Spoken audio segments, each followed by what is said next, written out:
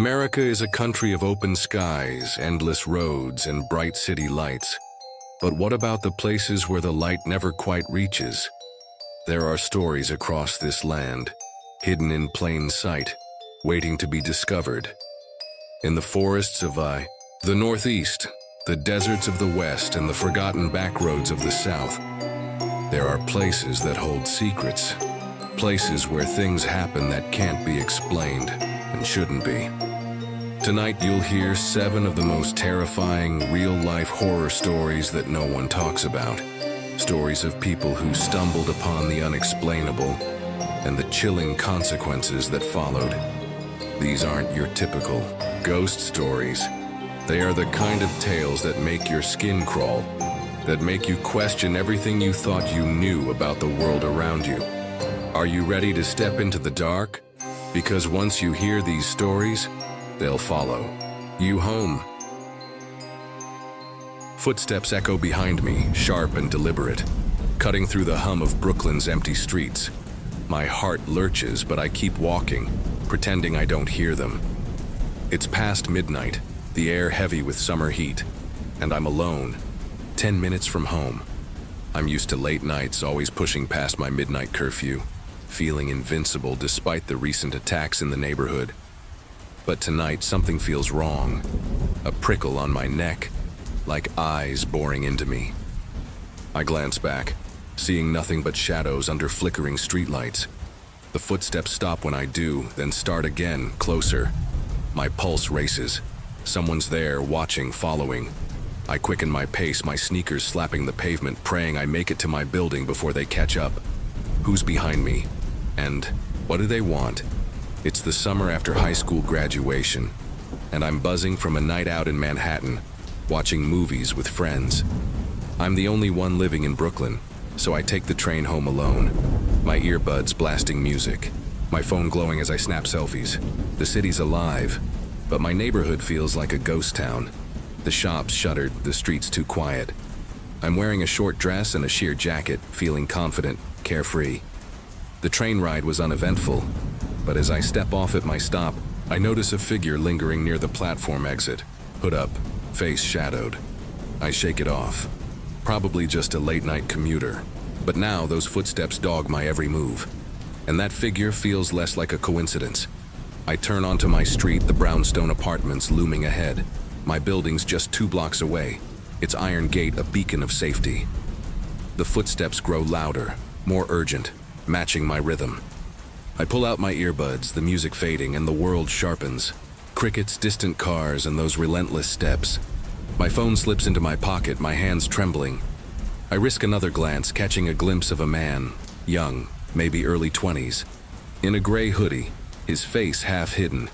His eyes lock onto mine, cold and unblinking, and my stomach drops. He's not just walking, he's hunting. I force myself to stay calm, my breath shallow. At my building, I fumble with my keys, my hands shaking. A loud clank breaks the silence, the iron gate being pulled open. I spin around, and there he is, standing at the gate, staring, one hand gripping the handle, the other moving fast, near his waist like he's touching himself. My blood runs cold. "Can I help you?" I call out, my voice steadier than I feel. He doesn't answer, his eyes blank yet nervous, a predator caught in the act. I grip my keys tighter, the metal biting my palm, ready to fight or flee. The street is deserted, no one to hear me scream. My building's door is old, the lock stubborn, and every second feels like an eternity. I jam the key in, twisting hard, my heart pounding.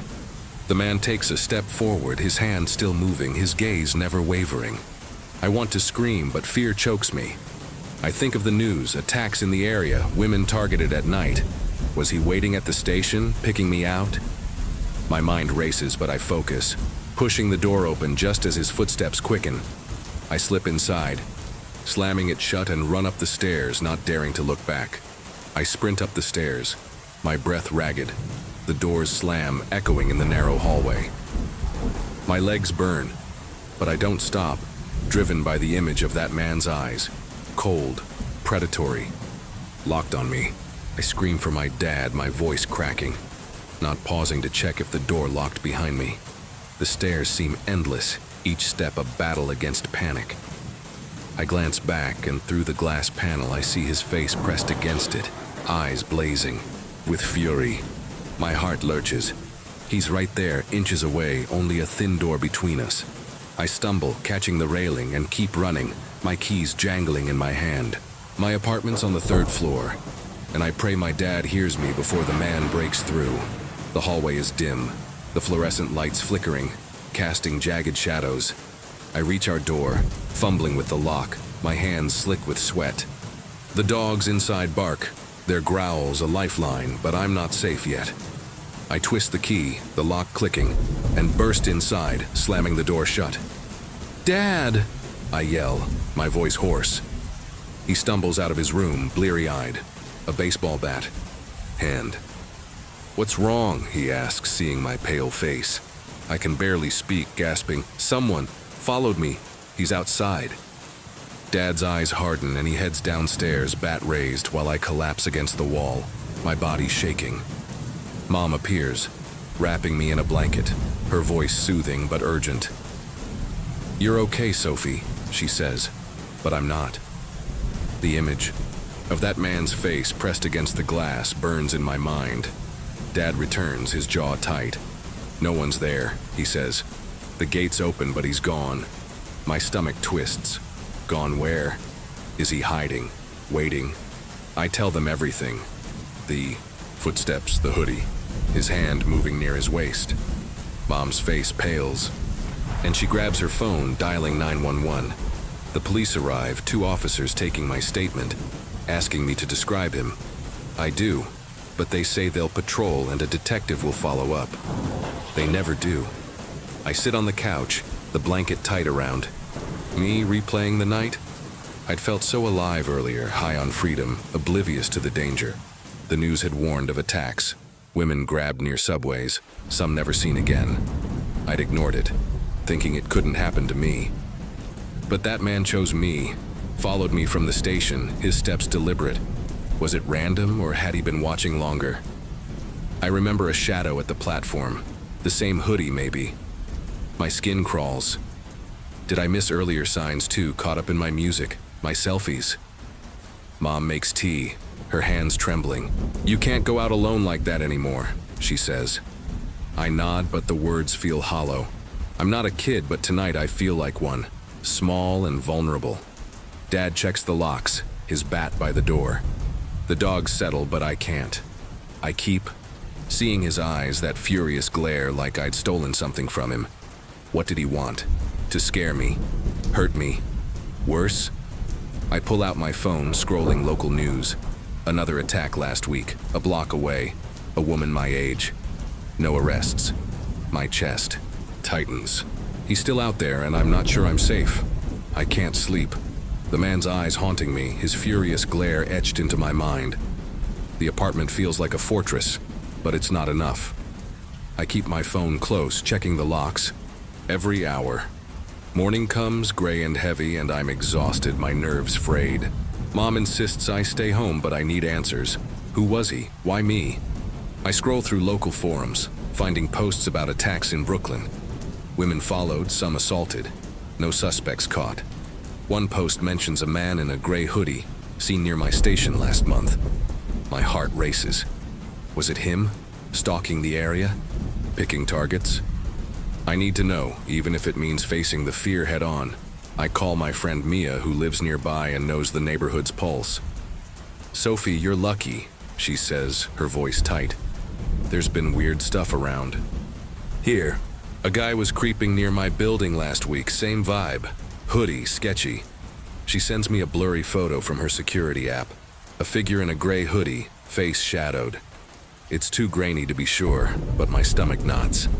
I tell her about the footsteps, his hand moving. "That's not random," she says. "You need to be careful, he might come back." Her words chill me, but they light a fire. I won't be a victim, not again. I head to the precinct, determined to push the case. The officer at the desk is dismissive, saying they're looking into it, but I press, showing them Mia's photo, describing his eyes, his movements. "We'll add it to the file," he says, barely glancing up. Frustrated, I leave, but not before overhearing a cop mention serial incidents near my station. My blood runs cold. Serial? How many women has he targeted? I stop at a coffee shop, pulling out my laptop to dig deeper. Online, I find a community group tracking local crimes. Their posts detailing similar encounters. Hooded men, late-night follows, no arrests. One woman, Claire, describes a man grabbing her arm near my stop, his hand moving like he was adjusting something. It's him. I message Claire, my hands shaking, and she agrees to meet. Claire's story mirrors mine. Same hoodie, same predatory stare, same station. He followed me for blocks, she says, her voice low. I ran into a bodega and he vanished. She shows me a sketch she made, the eyes unmistakable. The cops did nothing, she adds. They said no evidence, no crime. My anger flares. How many more before they act? Claire mentions a security camera near the station, one the police ignored. I decide to check it, needing proof, needing to stop him. That night, I visit the bodega across from the station, asking the owner, Mr. Patel, about his camera. It caught something last week, he says, pulling up grainy footage. There he is, gray hoodie lurking near the platform, watching a woman, then me. My skin crawls. He'd been there, choosing me. I download the footage, my resolve hardening. This isn't just about me, it's about Claire, the others, the women he hasn't reached yet. But fear gnaws at me. What if he's watching, knowing I'm digging? I tell Dad about the video and he insists on walking me home from now on. I agree, but the streets feel different. Every shadow a threat. I keep seeing his eyes, that furious glare, like I owe him something. Is he out there, waiting for his chance? I clutch the USB drive with the bodega footage, my proof that he's real, that he's dangerous. But it's not enough. I need to make sure he's stopped. I share the video with Claire and the community group, who spread it online, tagging local news in the precinct. The post goes viral, comments flooding in from women with similar stories. Hooded men, late-night terrors, Brooklyn streets a hunting ground.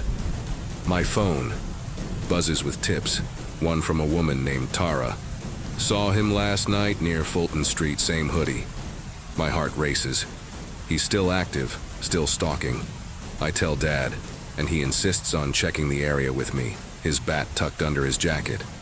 I'm scared, but I can't sit still, not while he's out there. We head to Fulton Street at dusk, the air thick with tension. The streets are alive, but I feel his presence, a shadow in every alley. Dad stays close, his eyes scanning the crowd. I grip my phone, ready to call 911, the footage backed up in my cloud. We pass a subway entrance, and I freeze. A man in a gray hoodie leans against a wall, his face hidden, watching the crowd. My breath catches. Is it him? I nudge Dad, pointing subtly. He nods, his grip tightening on the bat. We move closer, pretending to talk, but the man shifts, slipping into an alley. My pulse hammers. We follow, keeping our distance. The alley, bark littered with trash. The man stops, turning slightly, and I see his eyes, those same cold, unblinking eyes. It's him. I dial 911, whispering our location, my voice steady despite the fear. Dad steps forward, bat raised, shouting, "Hey!" The man bolts, his hoodie flapping as he sprints down the alley. We chase, my sneakers pounding, adrenaline surging. He's fast, weaving through side streets, but Dad's faster, his years as a runner kicking in. I trail behind, phone pressed to my ear, the operator promising units are on the way. The man ducks into a construction site, its gates jar, and we follow, the darkness swallowing us. Inside, the site is a maze of scaffolding and shadows. We lose sight of him, our breaths loud in the silence. Dad signals me to stay back, but I shake my head. I need to see this through. A clatter echoes, metal on concrete, and we creep toward it. There he is, crouched behind a stack of beams, his hoodie snagged on a nail. Dad lunges, grabbing his arm, but the man twists free, swinging a pipe. I scream and Dad dodges, the pipe grazing his shoulder. Sirens wail in the distance and the man panics, sprinting toward the gate. I block his path, my phone's flashlight blinding him. "Stop!" I yell, my voice fierce. He hesitates, eyes wild, then shoves past me, disappearing into the night as police lights flood the street. The cops search, but he's gone, a ghost in the city. They take the footage, Dad's statement, my description, promising action this. I'm shaking, but I feel alive, empowered. We didn't catch him, but we've rattled him, forced him to run. Back home, I post an update to the group, warning others, sharing his sketch. The community rallies, more women coming forward, their stories building a case. But fear lingers. He's still out there, his eyes a promise of return. Is he watching? Waiting for his next chance? The precinct is a blur of fluorescent lights and clipped voices. The officers reviewing the footage, their faces grim. Dad's shoulder is bruised, but he's steady, his hand on my back as we give our statements. I'm haunted by the man's eyes, that furious glare as he shoved past me. I'm more cautious now, always checking my surroundings, my phone tucked away when I walk home. The cops promise to increase patrols, but I know the truth. He's still out there, a shadow in Brooklyn streets. I'm safe for now, but the fear is a weight, a reminder of how close I came to becoming a statistic. I cling to the community group, their messages a lifeline, their strength fueling mine. Back home, I can't shake the what-ifs. What if I hadn't heard the footsteps? What if the door hadn't opened? I check the news daily, half expecting his face in a mugshot, but there's nothing. The group posts updates, sightings of a man in a gray hoodie, always near subways, always at night. Claire organizes a safety workshop, teaching women self-defense, awareness, how to spot danger. I join, learning to trust my instincts, to move with purpose. Mia shares a new tip. A bodega owner near Fulton Street saw him again, but he vanished before police arrived. My stomach knots. He's not done, just biding his time. I start volunteering with the group, helping map attack sites, spreading awareness. We petition for more cameras, better lighting, real action from the city. The work grounds me, turning fear into purpose. But at night, alone, I see his eyes. That moment in the construction site when he could have won. I keep a pepper spray in my bag, my keys between my fingers, my phone ready. Dad walks me home from the station, his bat by the door. Mom checks on me constantly, her worry a mirror of my own. I'm stronger, but the city feels different. Its pulse a mix of life and danger. One evening, Claire sends a link, a news report about a man arrested for stalking, caught on camera near a Brooklyn station. It's not him, but it's close, a reminder of the epidemic we're fighting. The group celebrates, but I feel hollow. My attacker is still free, his hoodie a ghost in my nightmares. I post a final message to the group, thanking them, vowing to keep pushing.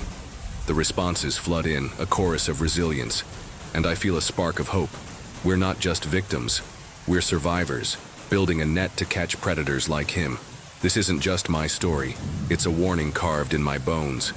Trust your gut, it sees what your eyes miss. The city is freedom, but it's a battlefield where danger wears a human face. That night taught me to listen to that quiet voice, the one that screamed, "Run," when the footsteps started. I'm tougher now, sharper, but I'll never forget those women in the news. Their face is a call to keep fighting, to protect others from the shadows. I'm healing, but the road is long and I'm not naive anymore.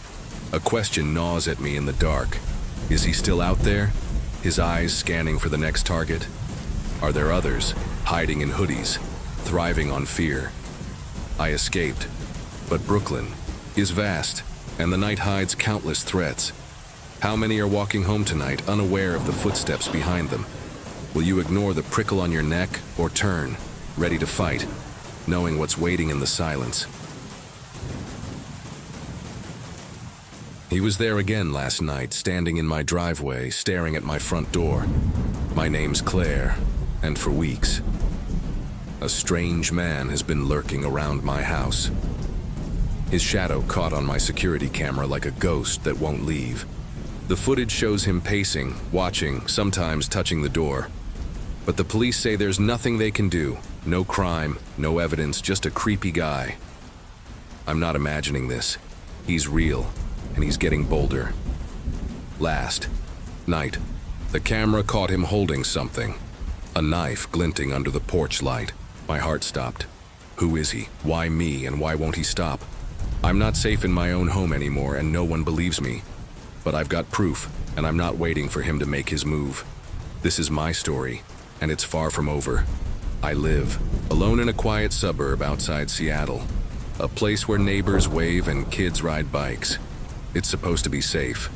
But 3 weeks ago, I woke up to my dog, Max, barking like crazy. I checked the camera feed on my phone and saw him. A man, hooded, standing at the edge of my lawn. He didn't move, just stared at the house for 10 minutes before walking away. I called the cops, but by the time they arrived, he was gone. They said it was probably a drunk or a prankster, but I knew better. The way he stood, so still, so deliberate. It wasn't random. He was watching me. The next night, he was back. My camera caught him again, closer this time, circling the house, his face hidden by the hood. I watched the footage over and over, zooming in, trying to make sense of it. His movements were calculated, like he was studying the place. I installed more cameras, changed the locks, kept Max inside. But it didn't stop him.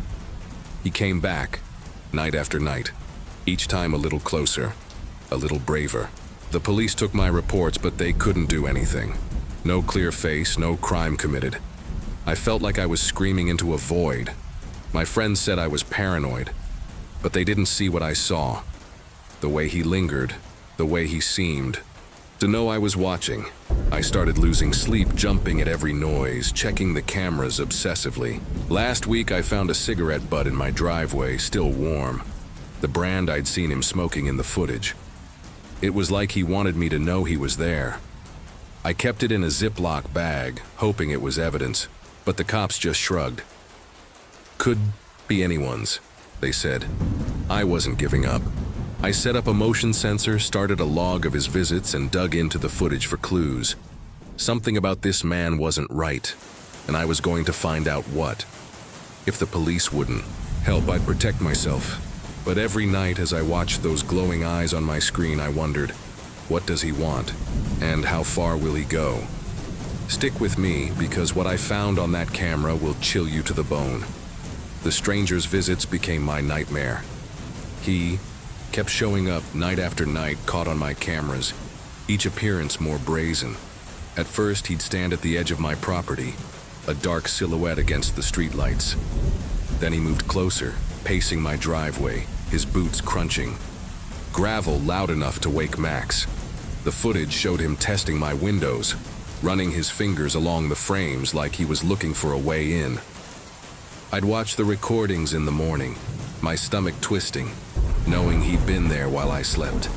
The police were useless. They said without a clear crime, their hands were tied. I was alone, trapped in a game I didn't understand, with a man who seemed to know everything about me. I stopped leaving the house unless I had to. Work became a blur, my coworkers noticing the bags under my eyes. "You okay, Claire?" they'd ask. I'd nod, but I wasn't. Every creak in the floorboards, every flicker of the porch light, sent my heart racing. Max was my only comfort, his growls the only warning I trusted. One night, the camera caught the man standing right at my front door, his hood down for the first time. His face was blurry, but his eyes were sharp, locked on the lens like he knew I'd see it. He left a note taped to the door. "You're not alone." I tore it down, hands shaking, and didn't sleep for 2 days. I started noticing patterns. He came between 2 and 3 a.m., always on weeknights, like he had a schedule. The cigarette butts piled up in my driveway, a taunting trail. I found scratches on my mailbox, shallow but deliberate, like he was marking his territory. My neighbor, Noah, saw him once, a fleeting shadow crossing the street. But by the time Noah grabbed his phone, the man was gone. "Probably just a weirdo," Noah said, but his voice wavered. He didn't know what I knew. This wasn't random. The man was targeting me, and I had no idea why. I upgraded my security, floodlights, a louder alarm, but it didn't stop him. The footage got worse. One clip showed him holding a phone, filming my house like he was documenting it. Another caught him dropping something in my yard, a key, small and rusted, half buried. The grass. I didn't touch it, but I photographed it, adding it to my log. The police dismissed it as trash, but I saw the way the man paused like he wanted me to find it. My mind raced. Was he toying with me? Or was this something bigger, something I was too scared to see? The fear was eating me alive, but I refused to run. This was my home, and I wasn't letting him win. I started staying up, watching the cameras live, a baseball bat by my side. Max slept at my feet, his ears twitching at every sound. I was becoming someone I didn't recognize, angry, paranoid, obsessed. But I had to know who he was, what he wanted. The note, the key, the scratches, they were clues, and I was going to crack them. Because if I didn't, I might not survive. What came next? I couldn't live like this anymore, waiting for him to strike. The stranger kept haunting my cameras, his shadow a constant threat. I became a detective in my own home, dissecting every frame of footage for answers. The police wouldn't help, dismissing my evidence as not enough. So I took matters to my own hands. I bought a better camera, one with night vision, and set it up to catch his face. I also started digging into the neighborhood, asking questions, looking for patterns. Noah helped, checking his own cameras, but found nothing. Still, I wasn't giving up. That key in the grass, the note, the scratches, they meant something, and I was going to figure it out. The new camera paid off. One night it caught the man, clearly. His hood was off, revealing a gaunt face, scarred cheek, and eyes that burned through the lens. He was older, maybe 40, with a stare that made my skin crawl. He dropped another note, this one saying, "You can't hide." I saved the footage, the note, everything, and ran the image through an online face recognition tool. No matches, but I posted it on a local forum, asking if anyone knew him. A user replied, "Seen him around the old mill. Stay away." My heart sank. The mill was abandoned, a mile from my house, a place kids dared each other to explore. I went to the mill. The next day, camera in hand, Max by my side. The building was a wreck, broken windows, graffiti, the air thick with dust. I found cigarette butts matching the ones in my driveway, scattered near a rusted door. Inside, I saw signs of life, a sleeping bag, empty food cans, a notebook with pages torn out. My hands shook as I photographed it all. Was this where he lived, or was it a hideout? I found a Polaroid tucked under the sleeping bag, a blurry shot of my house taken from across the street. My blood ran cold. He wasn't just watching, he was planning. I showed Noah the photos, and he urged me to go to the police again. I did, but they brushed it off, saying the mill was a homeless camp, and the Polaroid wasn't proof of a crime. I wanted to scream. The man knew where I lived, knew my routines, and they were doing nothing. Back home, I checked the cameras and saw him again, standing in my backyard, holding the key I'd found. He tossed it toward the camera like a challenge. I retrieved it, noticing an engraving, L17. It wasn't random, it was a clue. Maybe to a lock, a place, or something worse. I was terrified, but anger was stronger. I wasn't his prey. I started cross-referencing L17 online, checking local records, anything that might connect. The mill, the key, the notes. It was a puzzle, and I was close to solving it. But every step felt like a trap, like he was watching me watch him. I didn't know what he wanted, but I knew one thing. He wasn't stopping, and neither was I. The truth was out there, and I was going to find it, even if it meant facing him. Alone. The engraving L17 was my obsession. It wasn't just a key, it was a door to the truth. The stranger kept appearing, his shadow a stain on my cameras, but now I had something to chase. The footage grew bolder. He lingered longer, staring into the lens, mocking me. I searched L17 everywhere. Property records, old maps, even storage units. Nothing fit, but I couldn't stop. The Polaroid of my house, the notes, the cigarette butts, they were pieces of a plan, and I was running out of time to figure it out. The police were no help, calling my evidence speculative. I was on my own, and the man knew it. I went back to the mill, driven by a mix of fear and fury. It was dusk, the air heavy with rot. Max stayed close, his hackles raised. The sleeping bag was gone, but I found fresh tracks leading to a locked shed behind the mill. The key fit perfectly, the L17 engraving aligning with the lock. My hands shook as I turned it, the door creaking open to reveal a small room. Inside were photos, dozens, pinned to the walls, all of my house, my car, me. Some were taken from inside my yard, through my windows. My breath caught. He'd been closer than I thought, watching me for months. At the back, a laptop sat open, its screen glowing.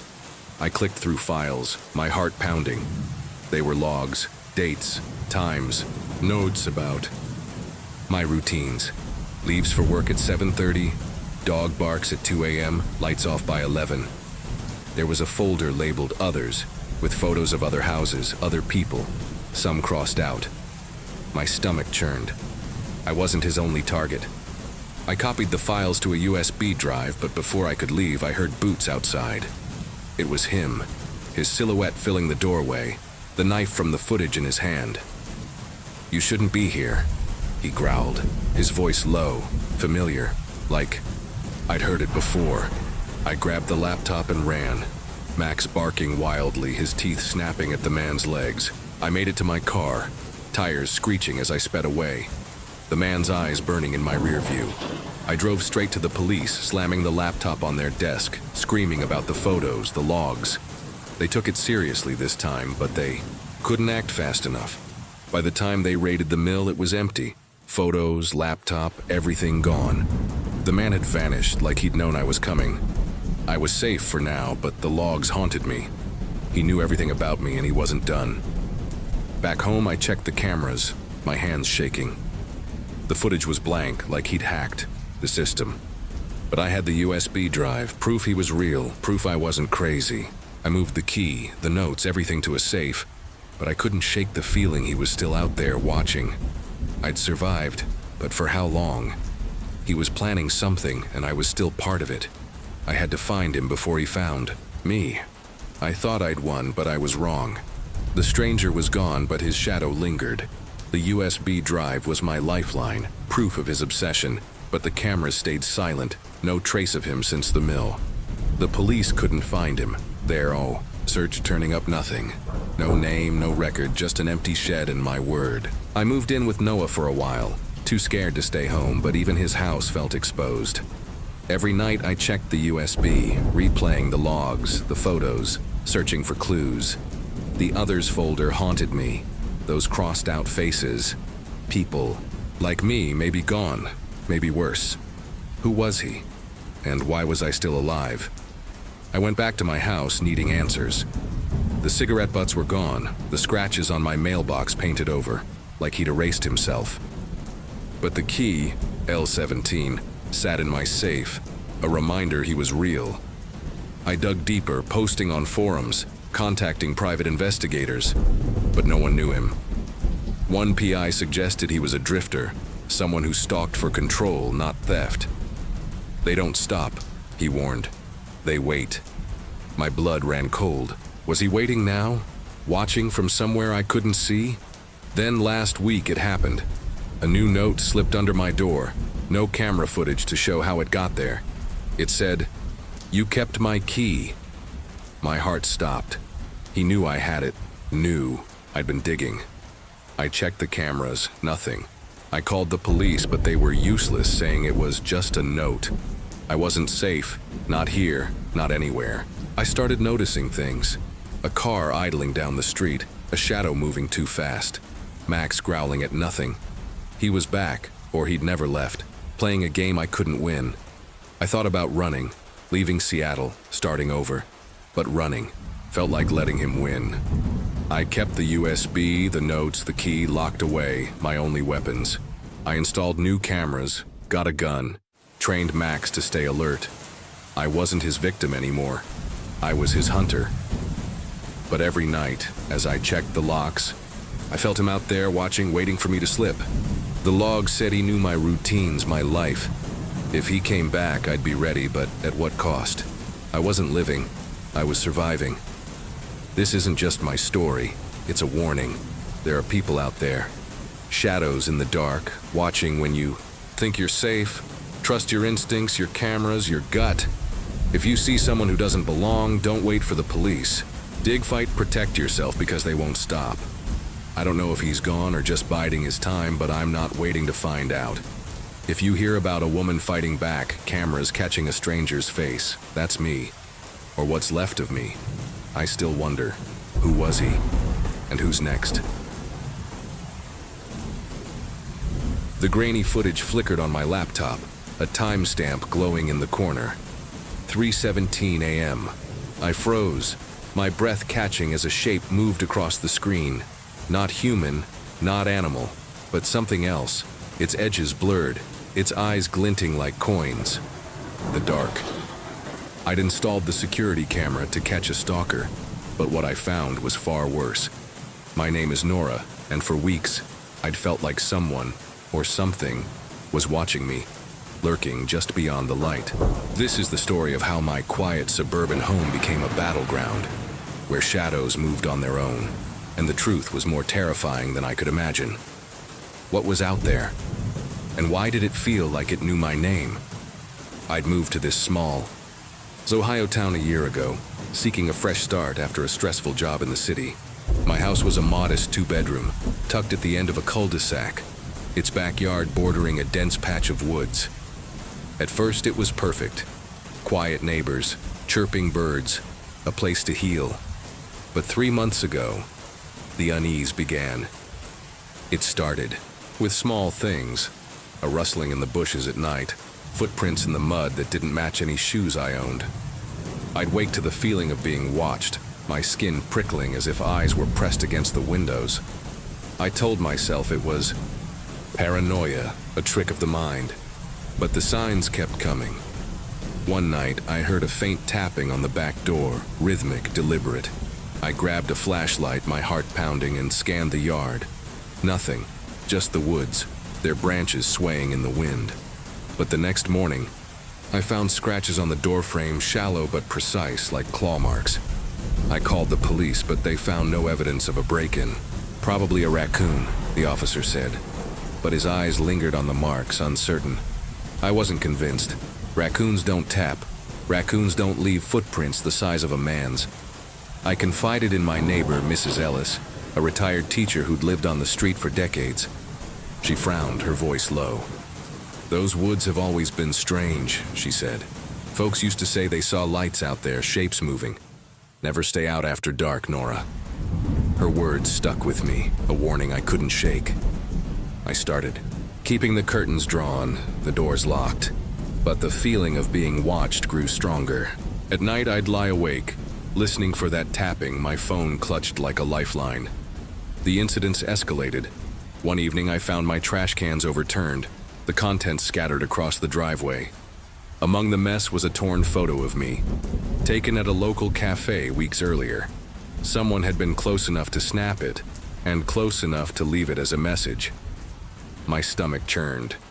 This wasn't an animal. This was personal. I bought a cheap security camera the next day, mounting it above the back door. If someone was out there, I'd catch them. But what I caught wasn't a person. It was something else entirely, and it was only the beginning. The camera gave me a false sense of control. I'd check the footage daily, expecting to see a hooded figure or a stray dog, something explainable. But the clips were empty, just the yard, the woods, the occasional moth fluttering past the lens. Yet the disturbances didn't stop. The rustling grew louder, sometimes accompanied by a low hum, like a distant engine.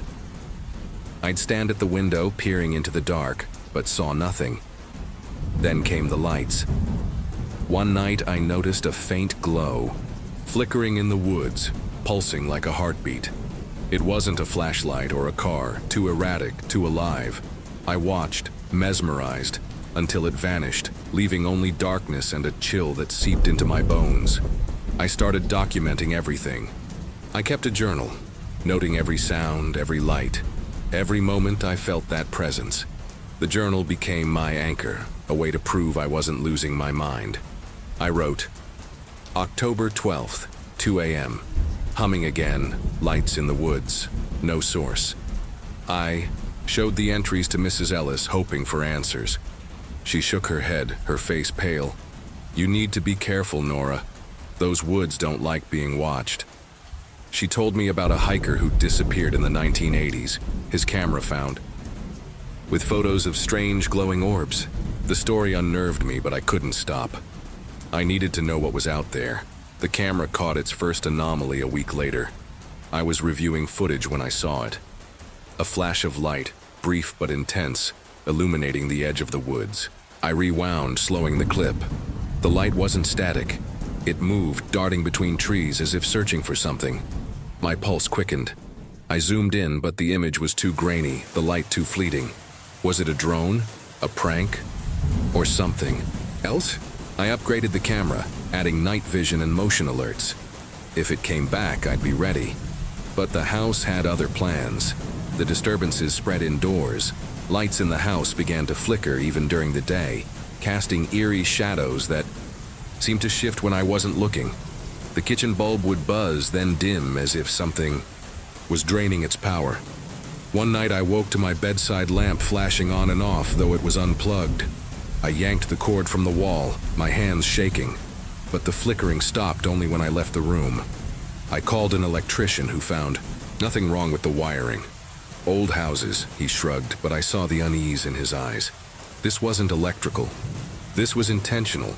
I started sleeping with a baseball bat by my bed, the camera app open on my phone. The motion alerts went off nightly, but the footage showed only static or brief glimpses of movement. Too fast, too vague to identify. My journal entries grew frantic. October 20th. Lights again, humming louder. Something scratched the window. I was exhausted, jumping at every sound. My life consumed by the need to understand. Mrs. Ellis urged me to move, but I couldn't. Not yet. I had to see it, whatever it was. And soon I would, clearer than I ever wanted. The night it appeared, I was ready to give up. The constant alerts, the flickering lights, the endless fear. It was too much. I was scrolling through the camera app, debating whether to call a priest or a realtor, when the motion alert pinged. I checked the footage, and that's when I saw it. A shape not human moving across the yard. My heart stopped. I rewound, frame by frame. It wasn't clear, but it was tall, too tall, with limbs that bent wrong, eyes that glowed like embers. It paused at the edge of the woods, staring directly at the camera, as if it knew I was watching. Then it was gone, swallowed by the trees. I sat there, trembling. The image burned into my mind. I played the clip again, zooming in. The figure was humanoid but distorted, arms too long, legs jointed like an insect's. Its eyes weren't just reflective. They pulsed, shifting from red to white. I saved the footage, my hands shaking, and sent it to a friend, Tom, who ran a tech shop. "What the hell is this, Nora?" he texted back. He enhanced the video, sharpening the edges. The creature's form was clearer now, its body almost translucent, like smoke given shape. Tom called it a glitch, but I knew better. This was no error, this was real. The house reacted. That night, the lights went haywire, flashing in patterns that felt like a code. The humming was deafening, vibrating through the walls. I grabbed my bat, checking every room, but found nothing until I reached the basement. The door, always locked, was ajar. A cold draft seeped out, carrying a smell like damp earth and decay. I shone my flashlight down the stairs, and the beam caught something. A flicker of movement. Those same glowing eyes staring up from the darkness. I slammed the door, wedging a chair under the handle, and ran to my bedroom, locking myself in, until dawn. I called Mrs. Ellis the next morning, my voice shaking. She came over, her face grim. "You saw it," she said, not a question.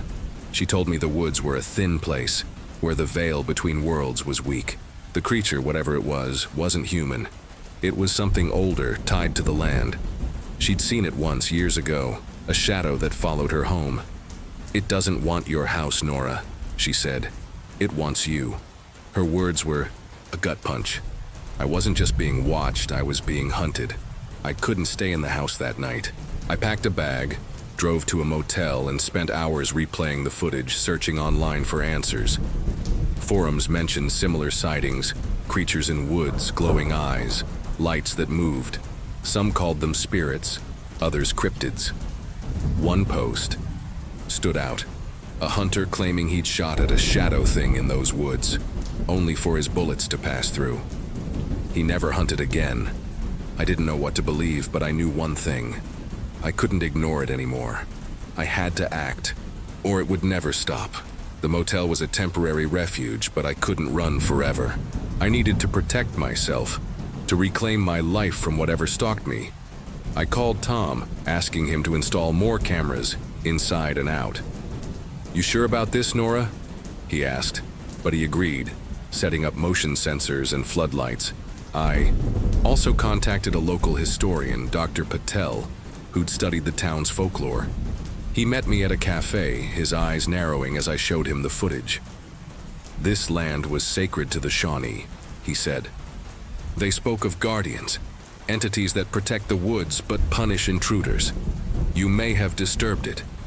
Dr. Patel suggested a ritual, not to banish the creature but to appease it. I was skeptical but desperate. He gave me a list: sage, salt, an offering of tobacco. Back at the house, I followed his instructions, burning sage and scattering salt around the property, placing tobacco at the edge of the woods. As I did, the air grew heavy, the humming returning, louder than ever. I stood my ground, whispering, "I mean no harm, leave me be." The humming stopped, and for the first time in weeks, the house felt still. But the cameras told a different story.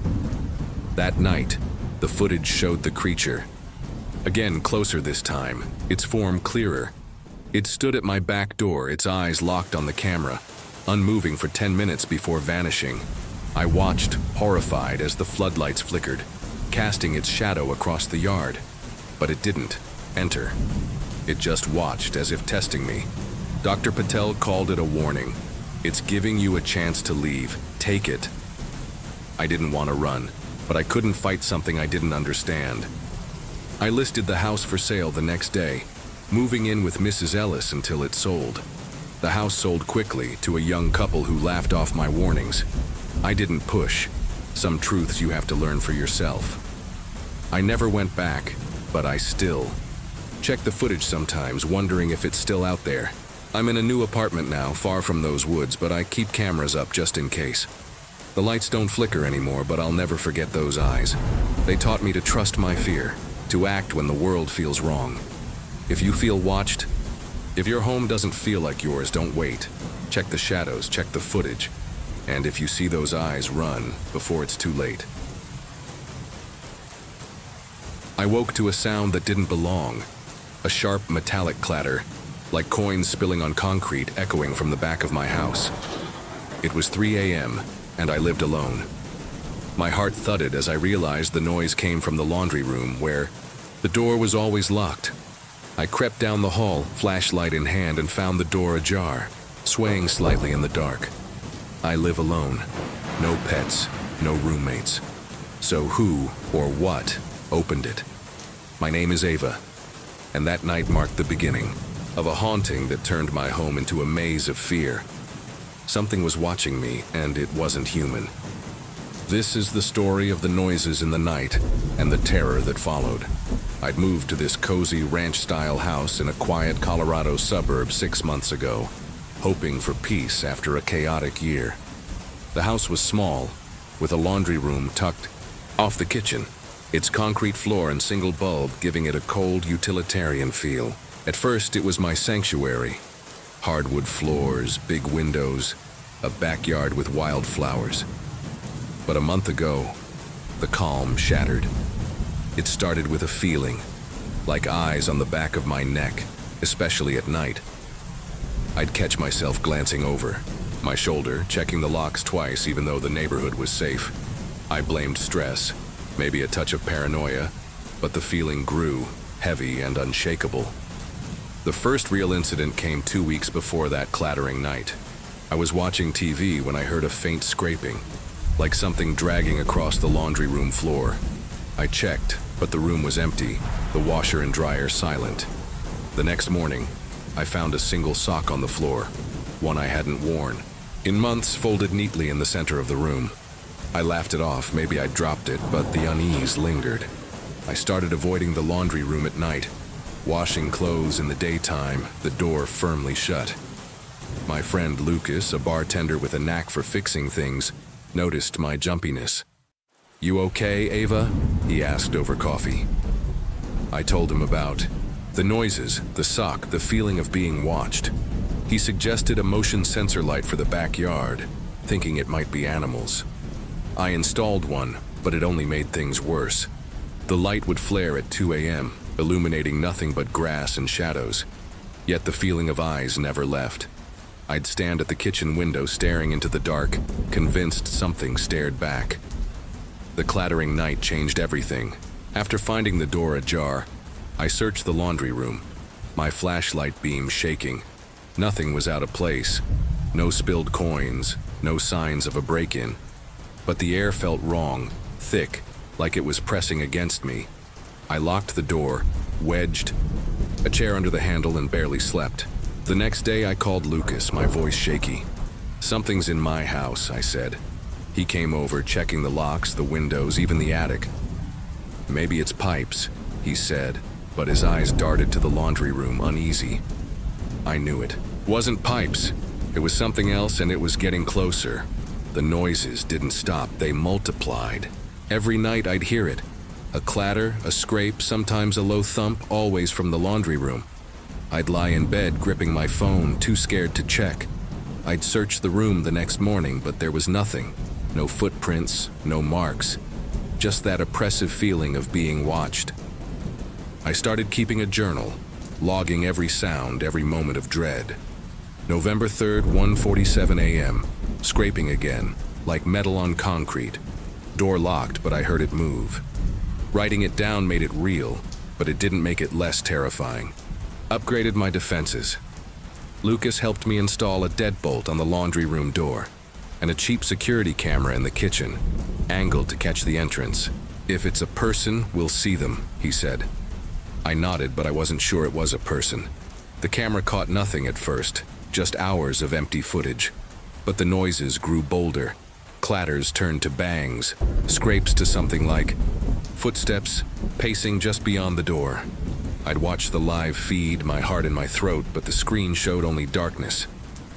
The feeling of being watched became unbearable. It wasn't just in the laundry room anymore. It followed me through the house. I'd feel it in the living room, a prickling on my neck as I read. In the bathroom, the mirror seemed to hold a shadow that vanished when I turned. Even in my bedroom, I'd wake to the sense of someone standing at the foot of my bed, though no one was there. I stopped inviting friends over, too embarrassed to explain why I flinched at every sound. Lucas was the exception, but even he looked uneasy, his jokes about ghosts falling flat. I confided in my neighbor, Mr. Hayes, a retired mechanic who'd lived next door for years. He listened, his face serious. "This area's got history," he said. "Old mining tunnels run under these houses. Folks used to hear things, knocks, voices. Never stay up past midnight, Ava." His words sent a chill through me. Was it the house, the land, or something else entirely? I started researching, digging into local history. The tunnels were real, collapsed in the 1950s, but rumors persisted. Disappearances, strange lights, sounds no one could explain. One night the camera caught something, a flicker, like a shadow passing the lens, too quick to identify. I rewound, my hands trembling, but the image was gone, replaced by static. The next morning, the laundry room door was unlocked, the deadbolt undone. I hadn't touched it. Panic set in. I called a locksmith who swore the lock was fine. "You sure you didn't forget?" he asked. I didn't forget. Something was toying with me, and it was inside my house. The noises reached a fever pitch in early December. One night, the clattering was so loud it shook me awake, a rhythmic banging like someone pounding the laundry room floor. I grabbed my phone and crept to the kitchen. The camera feed was live, but it showed nothing. Just the locked door, the chair still in place. I stood there, frozen, listening. But the noise stopped as suddenly as it started. I checked the room at dawn, my hands shaking. Nothing was out of place, but the feeling of being watched was stronger than ever, like a weight pressing on my chest. The next night was worse. I was in bed when a new sound came, a low, guttural hum like a voice muffled by walls. It wasn't from the laundry room. It was everywhere, vibrating through the house. I checked the camera, but the feed was frozen. The timestamp stuck at 2:22 a.m. I ran to the kitchen, bat raised, and found the laundry room door wide open. The chair toppled. Inside, the air was freezing, the bulb flickering wildly. On the floor, in the center of the room, was a single coin. A dime, shiny and new, though I owned no loose change. I backed out, slamming the door, and called Lucas. He arrived at sunrise, his face grim. "This isn't right, Ava," he said, inspecting the room. He found scratches on the concrete, faint but fresh, forming a jagged circle around where the dime had been. "You need to get out," he said. I wanted to argue, to reclaim my home, but the fear was too much. I packed a bag and stayed at a hotel, the coin burning a hole in my pocket. I couldn't throw it away. It felt like letting it win. I contacted a local paranormal investigator, Sarah, who'd studied haunted sites in the area. She reviewed my journal, the camera footage, and the coin. "This isn't a ghost," she said. "It's something territorial, tied to the land. The tunnels might be a conduit." She suggested a cleansing, salt, sage, and a firm demand to leave. I was skeptical but desperate.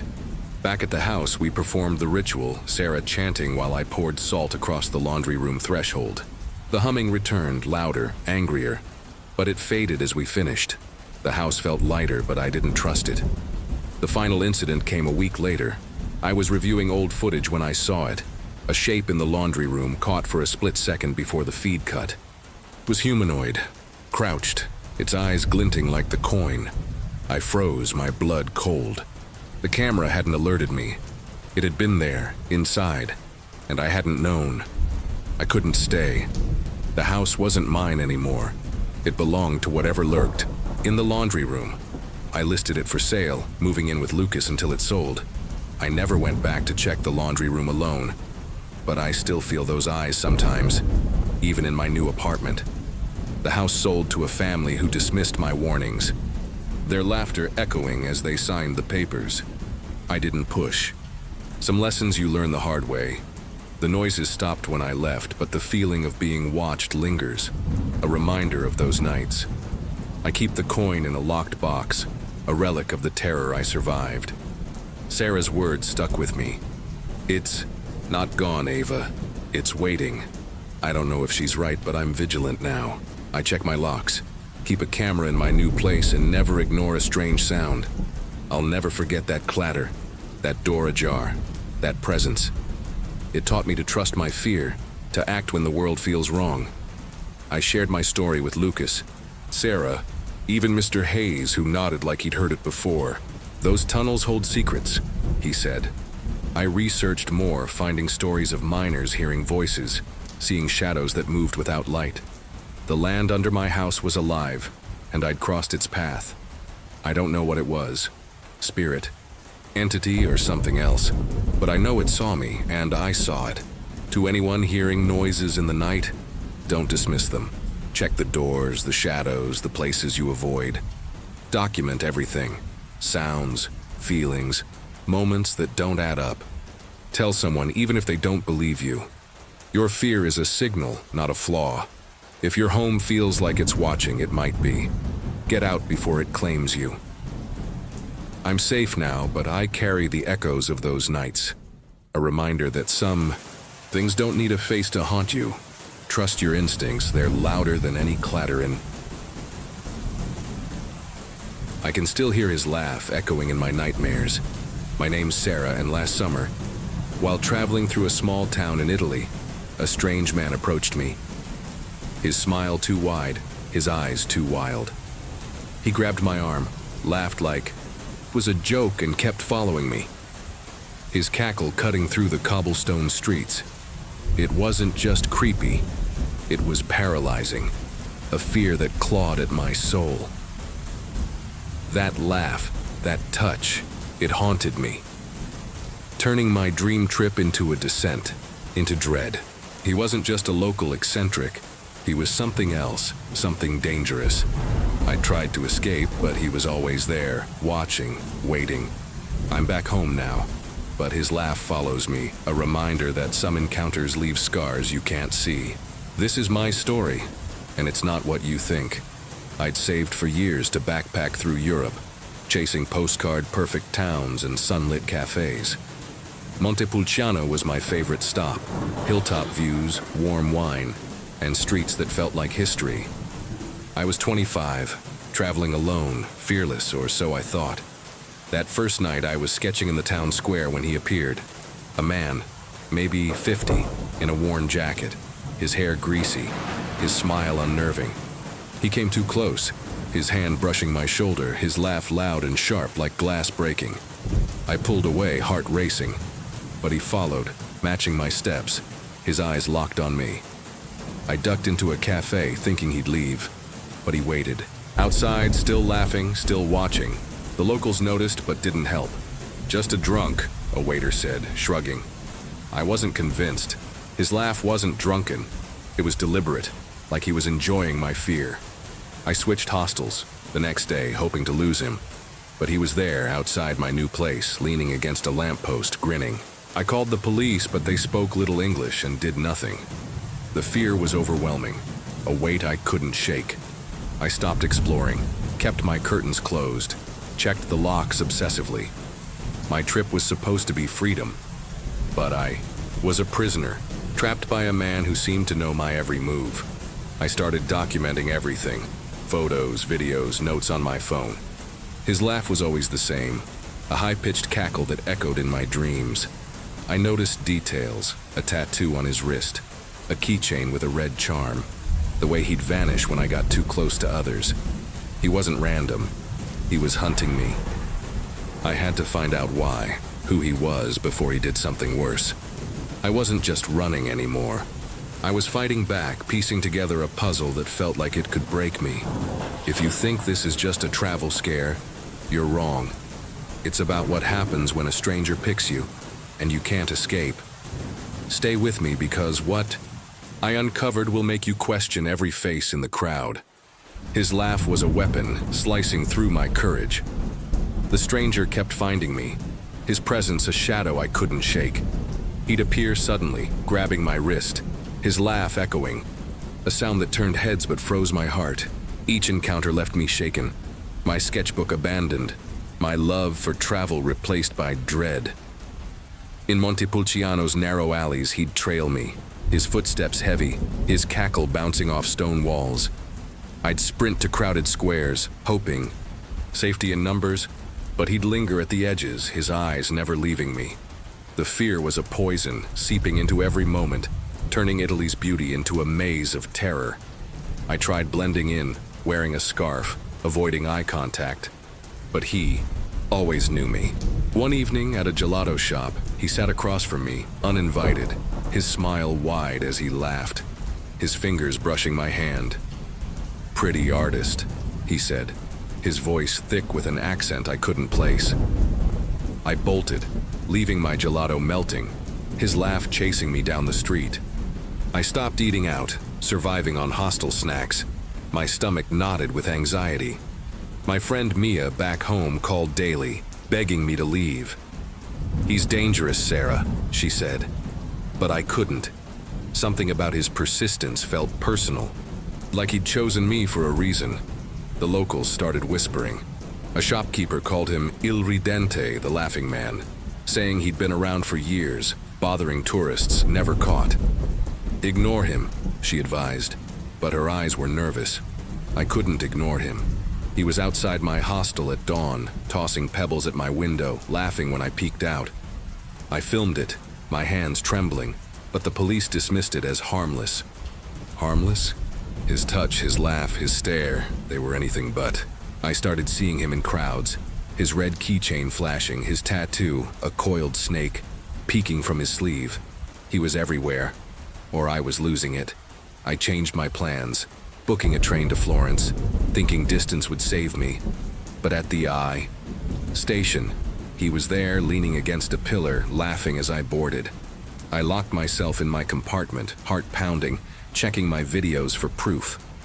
The footage showed his face, lined, hollow, with eyes that didn't blink.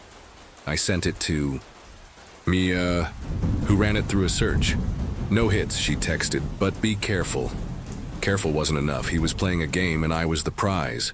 I stopped posting online, fearing he was tracking me. My trip was a prison, each laugh a chain. Wasn't just scared, I was angry. Why me? What did he want? I started logging his appearances, mapping his habits. He favored quiet streets, late hours, always alone. The keychain, the tattoo, his words, they were clues, and I was going to use them. I wasn't his victim, I was his hunter now, but every laugh, every touch carved deeper into my psyche. I had to stop him, find out who he was before he crossed a line I couldn't come back from. The truth was out there, hidden in his smile, and I wasn't running anymore. I couldn't let him control me anymore. The laughing man kept appearing. His cackle, a constant threat in Montepulciano's streets. His touch, his laugh, they were burned into me, but I wasn't running. I became obsessed, piecing together his puzzle. The fear was still there, but anger drove me now. I started tracking him, using my phone to record every encounter, noting his tattoo, his keychain, his patterns. The police were useless, shrugging off my videos, so I turned to the locals, the internet, anyone who might know him. I wasn't just surviving, I was hunting. I talked to more shopkeepers, showing them my footage. One, an old woman selling pottery, froze when she saw his face. Il ridente, she whispered, crossing herself. He's been here forever. Stay away. She wouldn't say more, but her fear was enough. I dug online, finding a travel blog, mentioning a laughing creep in Tuscany, targeting solo women never caught. The post was old, but the description matched.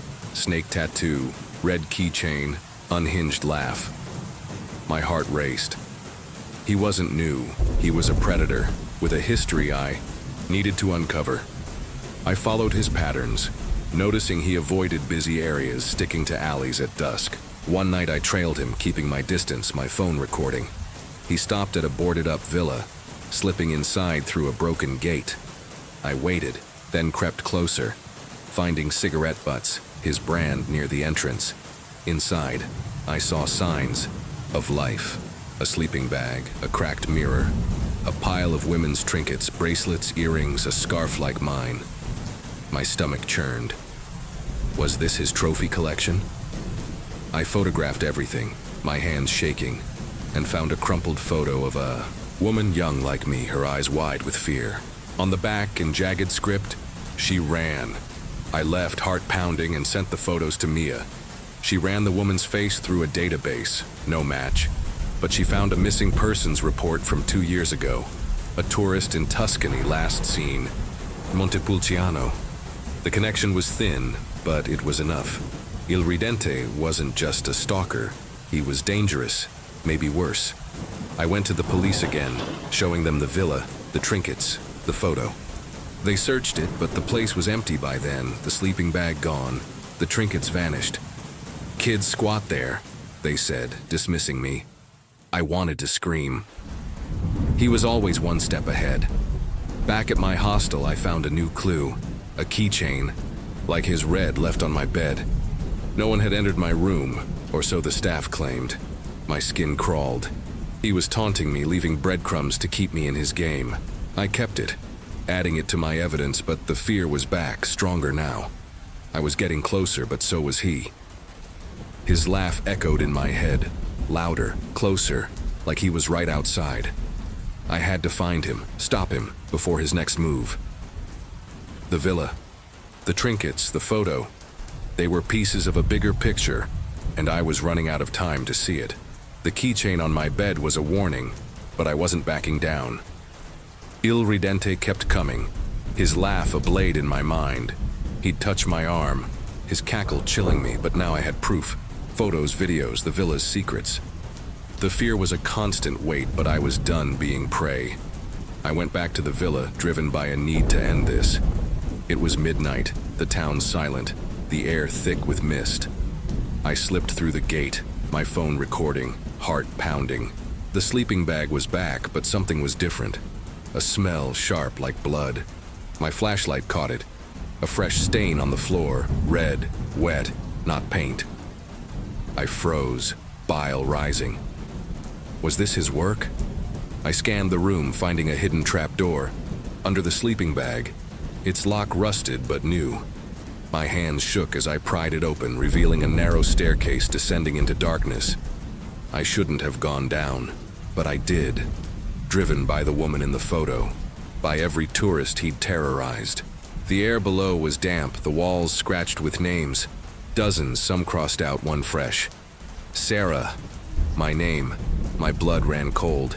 He'd written it, knew I'd come. This wasn't a hideout, it was his lair. I heard his laugh, low, behind. Me. I spun, flashlight shaking, catching his face. Il Ridente, his snake tattoo glinting, his smile wide. "You're brave," he said, his voice a growl, stepping closer. I screamed, throwing my phone at him, and ran up the stairs, his laugh chasing me. I stumbled through the villa, out the gate, into the streets, not stopping until I reached the police station. I showed them the footage, the trap door, my name on the wall. They raided the villa at dawn, but he was gone. The trapdoor empty, the names erased. "Vandals," they said. But I saw their fear. I left Montepulciano that day, catching a flight. Home, my evidence sent to Interpol. Mia met me at the airport, her face pale as she watched my videos. "He's a monster," she whispered. But he'd vanished, leaving only my fear and a question. Why me? The trinkets, the names, the blood. They pointed to something bigger, something the police wouldn't touch. I was safe for now, but his laugh lingered, a promise he wasn't done. I kept the keychain, the photos locked away, but I couldn't shake the feeling he'd followed me across the ocean.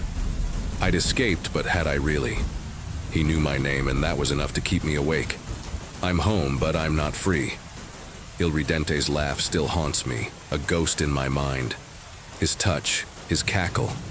They're scars I can't erase. I thought, leaving Italy would end it. But the fear follows me, a shadow I can't outrun. Back in Chicago, I lock my doors, check my windows, sleep with a knife under my pillow. Mia thinks I'm safe, but she doesn't hear what I hear. His laugh faint in the wind, in the hum of the city. The police did nothing.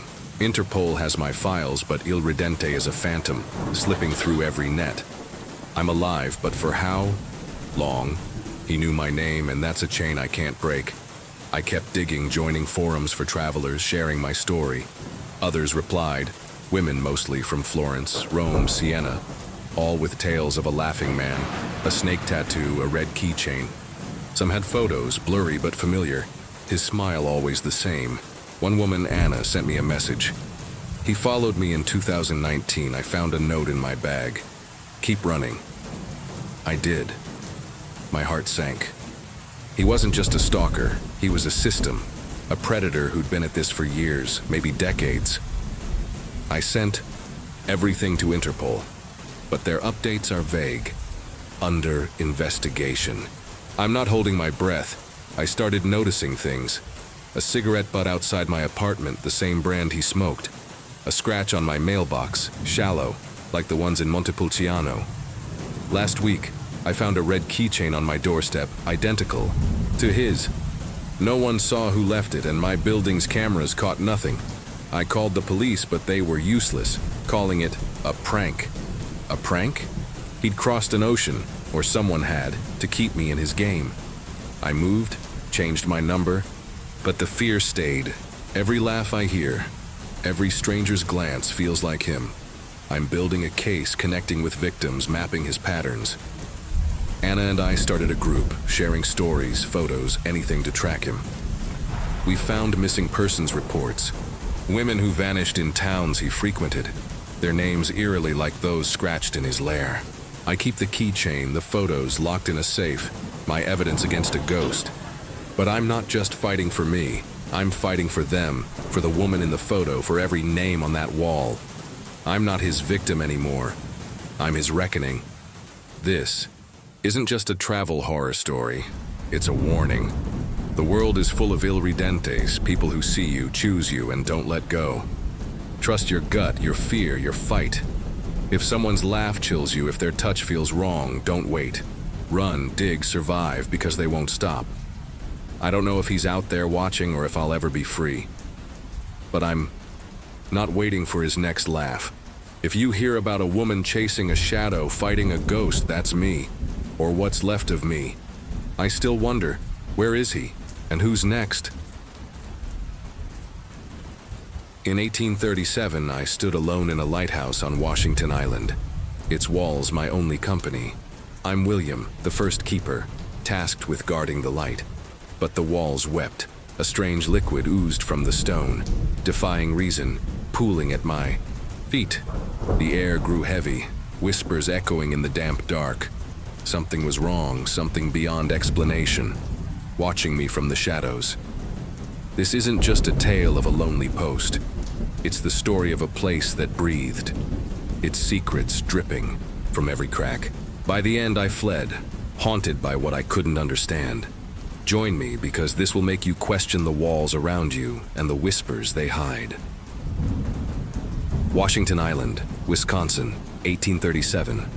A windswept speck in Lake Michigan, where the waves roared and the winters bit deep.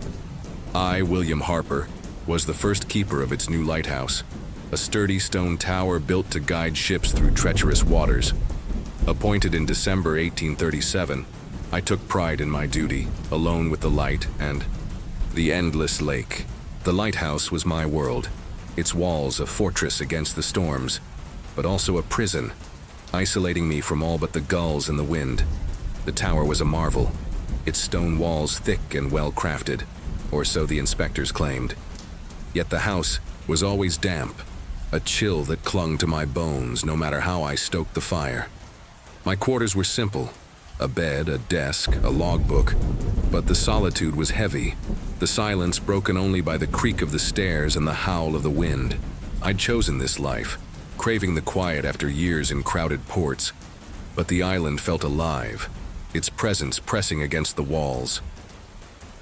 On my first night, I climbed the spiral stairs to light the lamp, the beacon's glow a promise of safety. But as I descended, I noticed it. A faint drip like rain, though the sky was clear. The walls seemed to weep, a strange liquid seeping from the stone, pooling on the floor. I mopped it up, blaming a leak, but the liquid was odd. Viscous, slightly. Warm, with a faint metallic scent. I wrote it off as a quirk of the new build, but my unease grew, a keeper's instinct warning me of something wrong. I explored the island's history in my logbook, piecing together tales from local fishermen. Washington Island was sacred to the Potawatomi, its shores a place of ritual before settlers arrived. Whispers spoke of spirits tied to the land, of ships vanishing in calm waters, their crews never found. The lighthouse, built on ancient ground, was meant to tame the wild, but the island's past lingered, its secrets etched in the stone. As days turned to weeks, the solitude sharpened my senses. The lighthouse wasn't just a structure. It breathed, its walls alive with a pulse I couldn't explain. I checked the lamp nightly, but my eyes kept drifting to the walls, to the liquid that never stopped. The wind carried whispers, faint and unintelligible, as if the island was speaking. I was alone, yet not alone, and the lighthouse was watching, waiting for me to unravel its truth. The lighthouse was my charge, but it was also my captor. Each night, I climbed the tower, lit the lamp, and descended to my quarters where the walls told their own story. The strange liquid oozed from the stone, relentless, defying every effort to seal the cracks. I'd scrub the floors, only for the pools to reappear, their metallic scent sharper, their warmth unnatural. The house was always damp, a chill that no fire could banish, as if the walls were alive, weeping something other than water.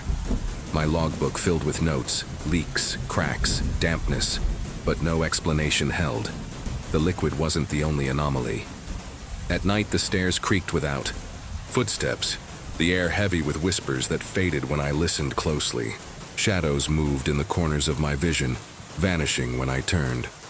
I'd stare at the walls transfixed, sensing something watching, something I couldn't name. The lamp burned bright, but its light didn't reach the darkness within the tower. A darkness that seemed to pulse, alive with intent.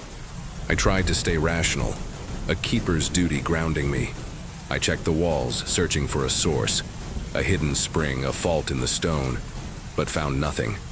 The liquid flowed from no visible crack, appearing as if summoned, its surface glinting in the lantern's glow. I tasted it once, a reckless act born of desperation. It was bitter, metallic, like blood mixed with salt, and it left my tongue numb. I spat it out, my heart racing, my mind whispering of things older than the lighthouse, older than the island. The whispers grew louder, no longer confined to the wind.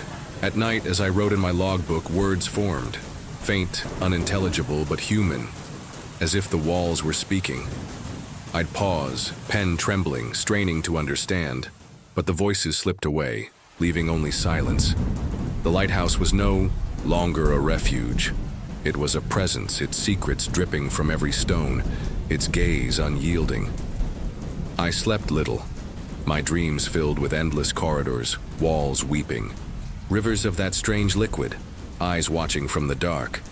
One night I found marks on the walls, faint scratches like claw marks etched into the stone. They weren't there the day before, and no tool of mine could have made them. I traced them with my fingers, my skin crawling, the metallic scent stronger than ever. The scratches formed patterns, almost words, but they blurred when I stared too long. I wrote them in my logbook, my hand shaking, knowing no inspector would believe. Something was here, something beyond reason, and it was growing bolder. The island's history haunted me. Fishermen's tales spoke of Potawatomi spirits, guardians of the land, angered by settlers' intrusion. The lighthouse, built on their sacred ground, was a defiance, its light a challenge to the dark. I found an old journal in the keeper's quarters left by a surveyor from 1836. It mentioned unholy ground, where the earth wept a strange liquid, where voices whispered in the night. The surveyor vanished, his journal ending mid-sentence, and I felt his fear in every word. My solitude sharpened my dread. I'd stand at the tower's peak, the lamp's glow my only ally. But the lake's vastness offered no comfort. The liquid pooled faster now, seeping into my boots, staining my hands.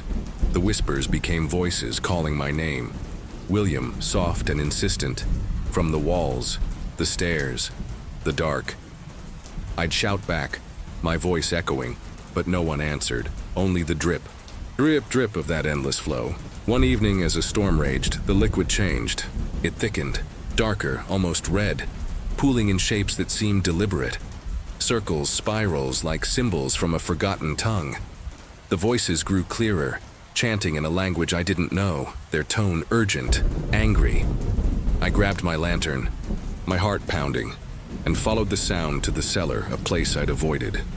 The walls there wept rivers, the liquid warm, pulsing, and the air was thick with a presence, heavy and alive. I stood frozen, the lighthouse no longer mine, its walls a prison, its secrets a threat. The voices chanted louder, the liquid rising, and I knew I wasn't alone. Something was waking, something the lighthouse had held for centuries, and it saw me, knew me, wanted me. My duty as keeper was crumbling, replaced by a primal need to survive. The storm battered the lighthouse, its roar drowning out the whispers, but not the dread. The liquid was everywhere now, rivers of it streaming down the walls, pooling in the cellar, thick and dark, almost alive. I stood in the cellar, lantern trembling, the air so heavy it crushed my chest. The voices were no longer whispers. They screamed, a chorus of anguish in that unknown tongue, vibrating through the stone. The walls pulsed, the liquid rising as if the lighthouse itself was bleeding, its secrets spilling out. I backed away, the liquid lapping at my boots, its warmth searing, its scent choking. The scratches on the walls glowed faintly, their patterns shifting, forming faces, distorted, eyeless, mouths open in silent screams. My heart pounded, my mind reeling. This wasn't a leak, wasn't a fault. This was something ancient, something the lighthouse had trapped, and it was awake, angry, hungry. I ran up the stairs, the voices following, louder, clearer, calling my name, William, William, William. The liquid surged, flooding the lower rooms, its surface rippling with shapes. Hands, fingers, reaching for me. I slammed the door to my quarters, my breath ragged, but the liquid seeped through the cracks, pooling at my feet, its pulse matching my own. The lighthouse wasn't mine anymore. It was theirs, whatever they were, and they wanted me to join them.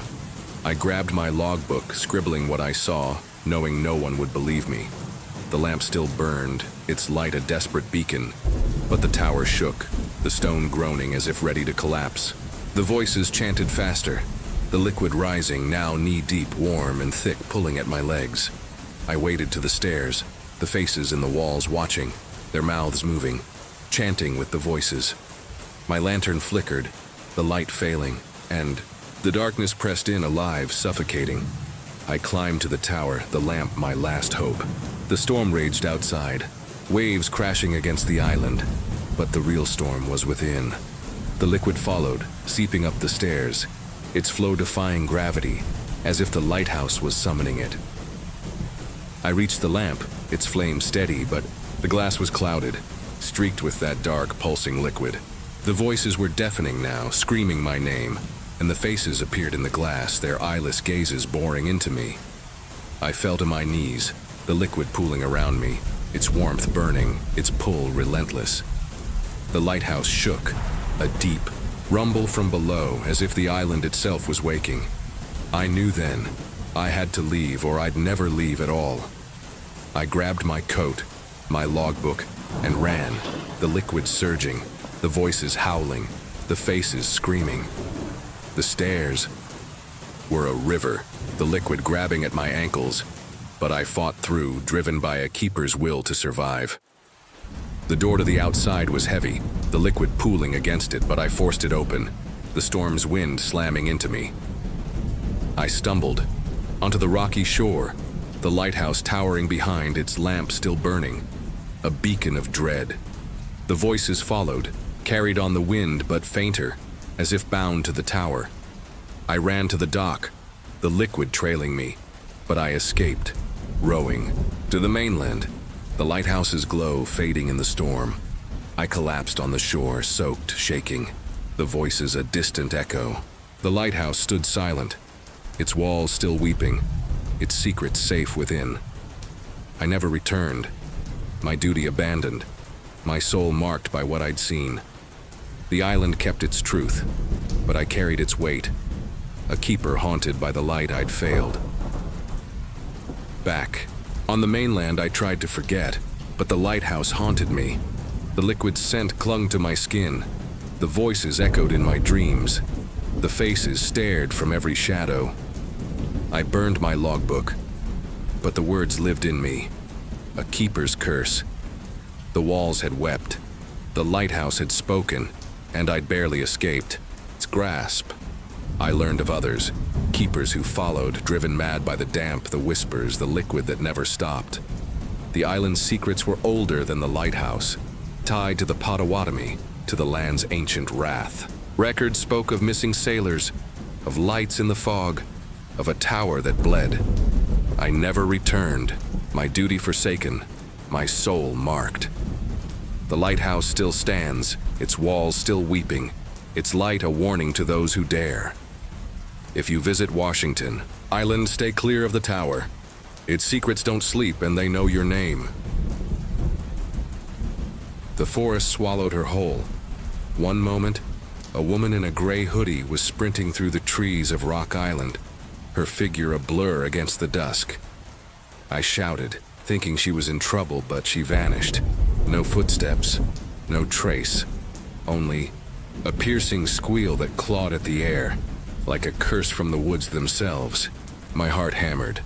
I was alone, a mile from the nearest soul, on an island whispered to be cursed. Who was she?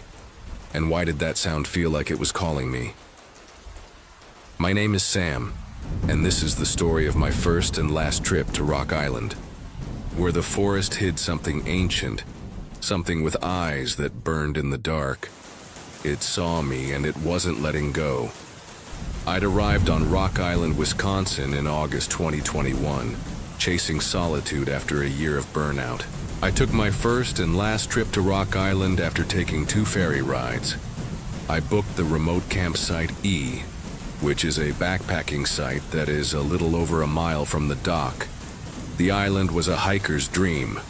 Rugged trails, a lighthouse, with a grim past and eerie structures left by a reclusive businessman.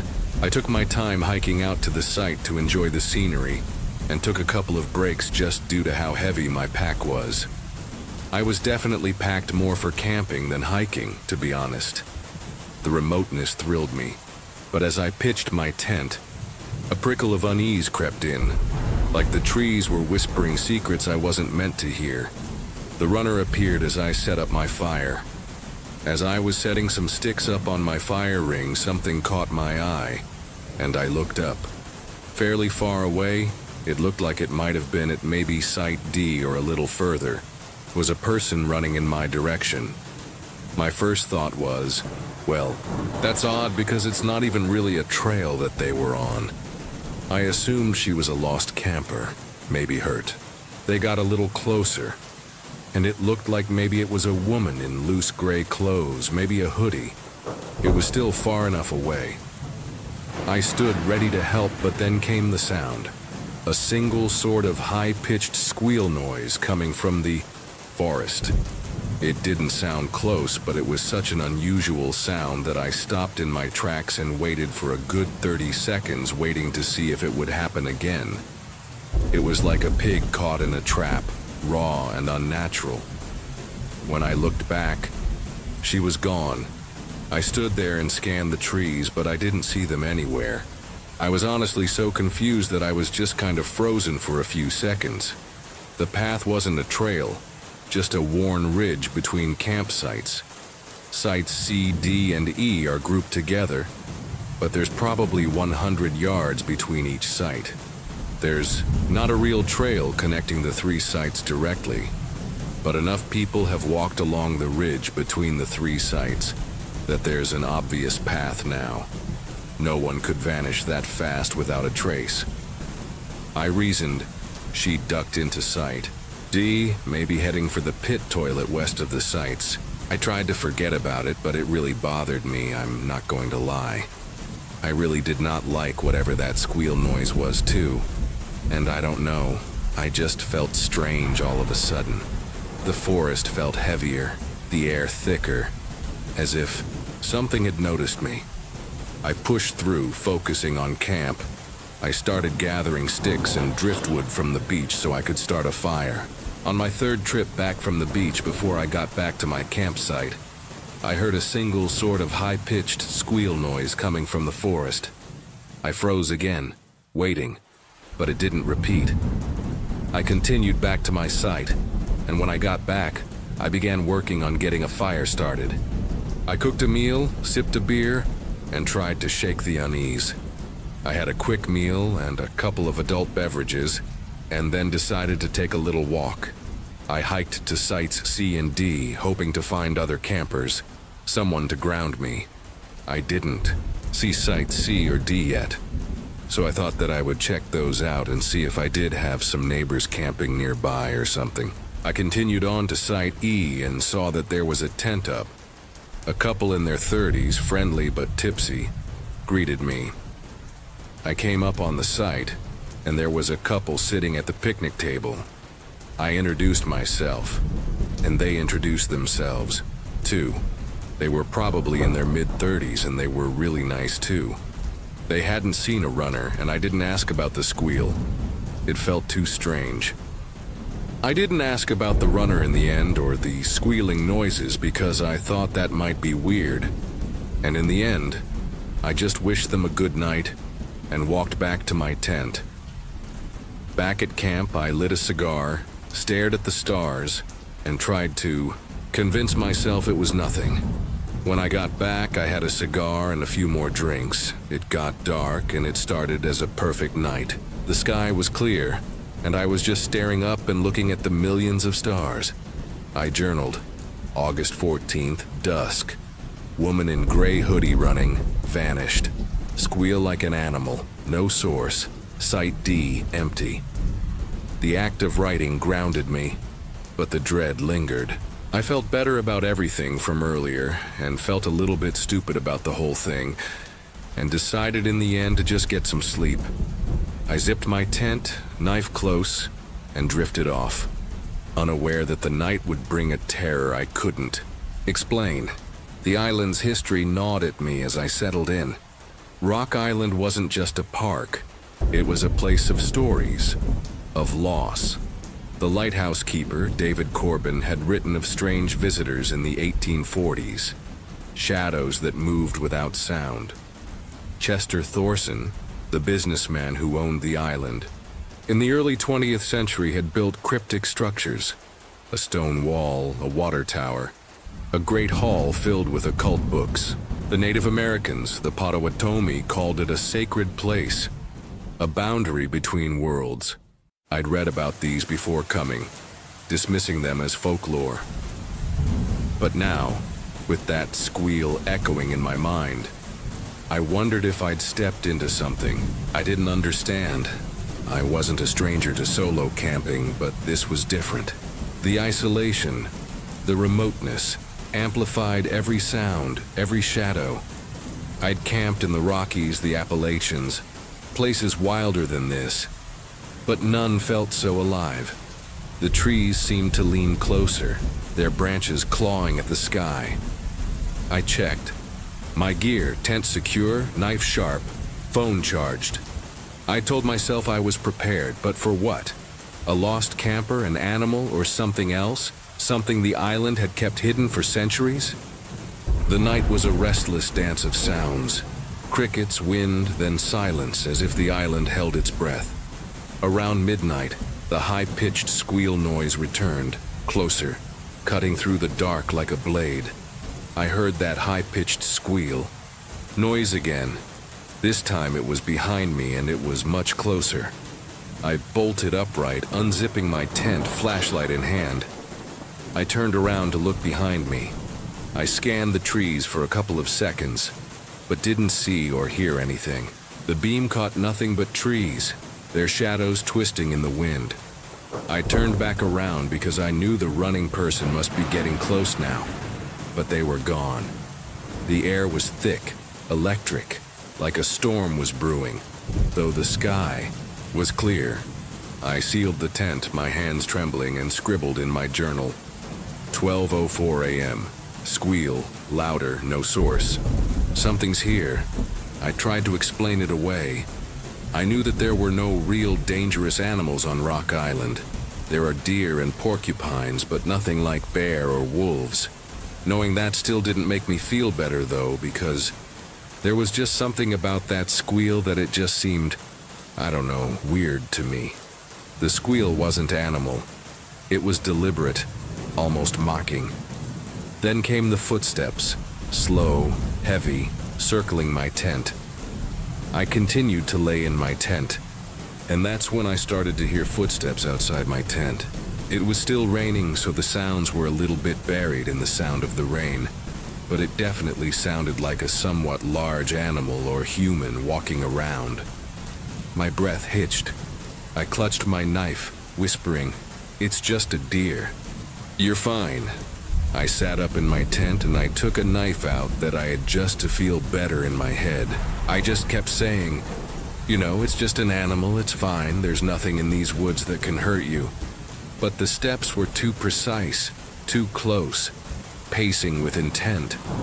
I stayed still, counting seconds, praying they'd fade. I listened as the footsteps started moving away from my tent. Relief was fleeting. The squeal erupted again, a very loud squeal, and this time it was right outside my tent. It felt like my heart just stopped, and a shiver went down my spine. My body pulsed with adrenaline, my ears ringing. I forced out a shout, "Get out of here!" as loud and mean as I could. I took everything in me, but I forced out a "Get out of here." Not shouting, but a stern and mean-sounding voice as I could make at that moment. After that, I didn't hear any more squeal or footsteps the rest of the night. Silence returned, but it was heavy, oppressive, like the island was watching, waiting.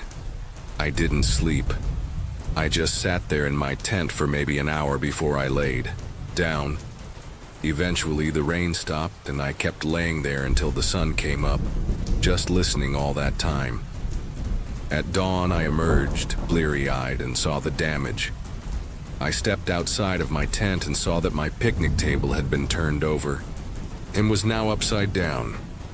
When I saw this, I surprisingly calmly thought, "Oh, okay, this is enough, I'm leaving the island today." The table was heavy, bolted to the ground. Wind couldn't do that. I eventually reasoned with myself that the wind must have blown the table over during the storm. It still seemed a little bit strange because the table was pretty heavy, and I felt like I would have heard the table flip over that night. I checked my surroundings and nothing else seemed out of place. But then I saw them. Tracks in the mud, long, clawed, circling my tent. They weren't deer, not porcupine. They were something else, something wrong. I made coffee, ate, and tried to focus on the day's hike. The 7-mile Thorson Loop Trail, known for its historic sites. I made some cold, instant coffee and had a bite to eat. Started to feel a bit better about the whole thing, and then I decided to go for a hike. I admit too that I get easily scared when I'm camping by myself in the woods. Maybe that's natural. After I had some coffee and food and the sun came out, I realized that nothing I'd heard or saw was really anything that couldn't be explained.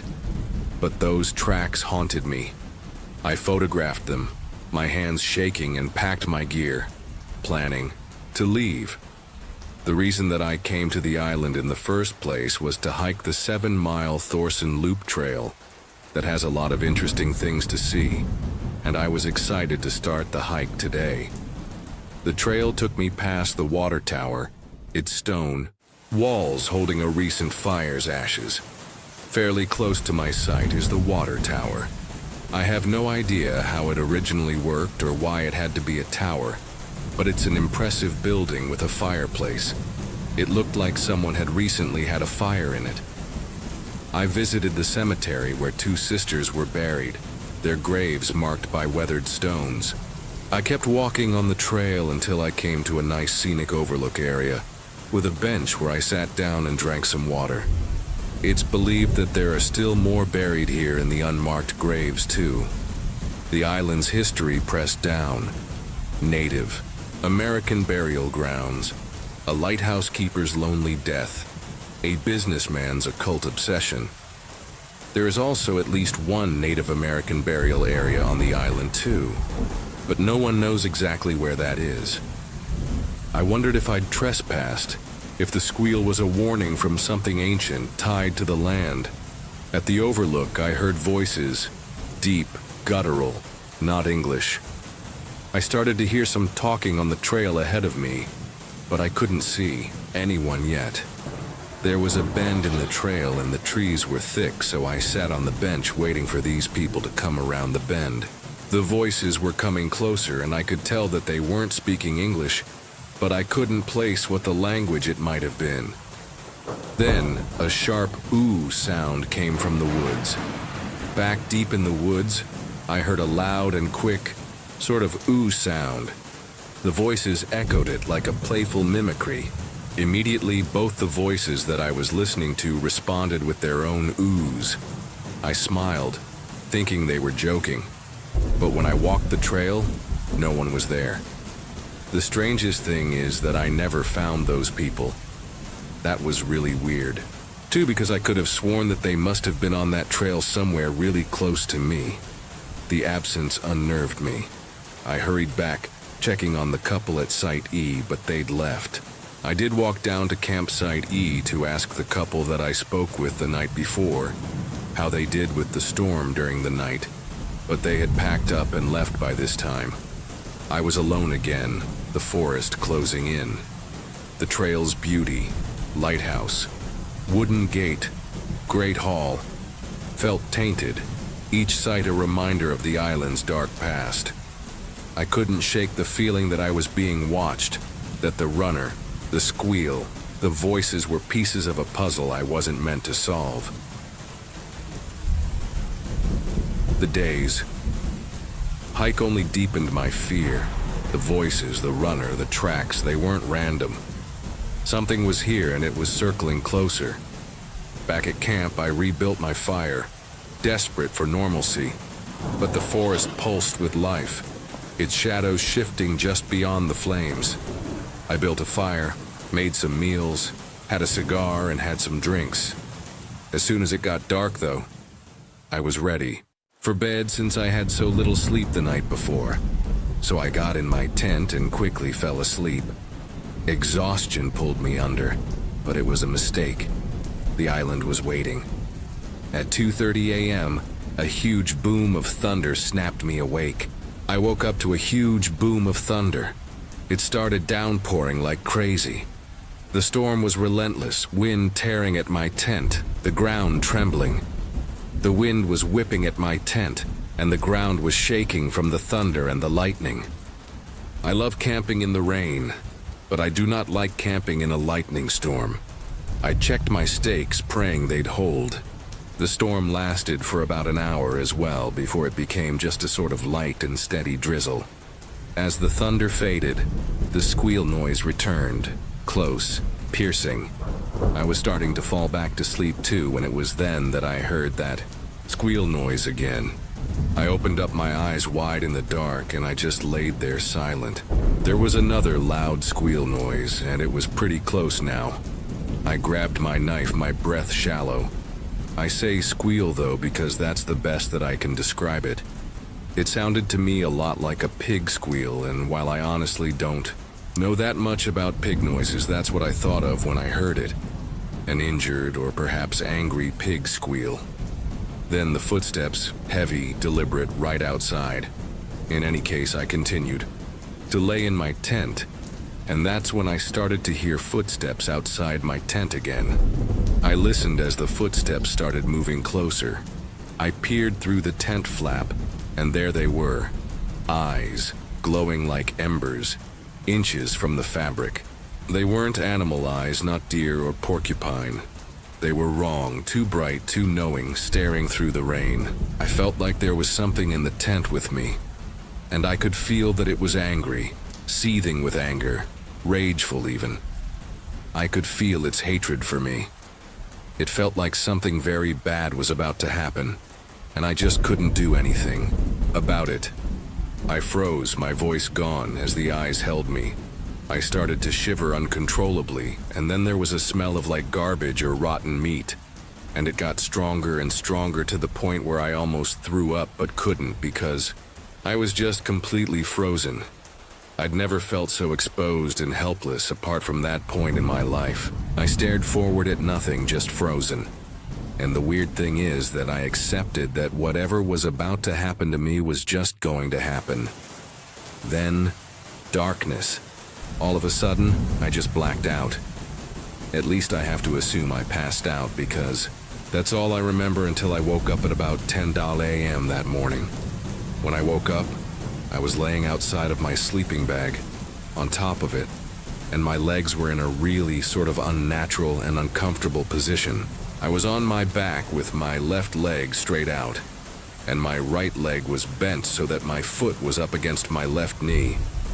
I stumbled out, disoriented, the tracks still there, circling tighter. I packed up everything very quickly and started back, toward the dock to catch the first boat off the island. The forest felt alive, its eyes everywhere. I reached the dock, desperate to escape. Since the first boat from Washington Island doesn't arrive until 10:30 in the morning, I had to kill a little bit of time around the Great Hall and dock area. I wanted to get off that island though, so bad. But I did feel a little better just being out of the woods, I'll admit. I sat down on a bench a little to the east of the dock and lit a cigar just to give me something to do while trying not to think about the night before. A man approached, startling me. I was startled by someone behind me saying hi. I jumped and was really embarrassed when the person came around saying, Sorry, I didn't mean to scare you." I saw you smoking and just came over to ask if you had a lighter. We talked, and he mentioned camping in odd places. The East Cemetery, the woods south of the Lighthouse. He said that he usually books that site, but I must have reserved it before him. He told me that most of the time he camps in the East Cemetery, but he also likes to camp in the woods south of the Lighthouse. He asked about the screeches. He asked me if I heard the screeches in the woods, and at that, I took a second to reply and knew exactly what he was talking about.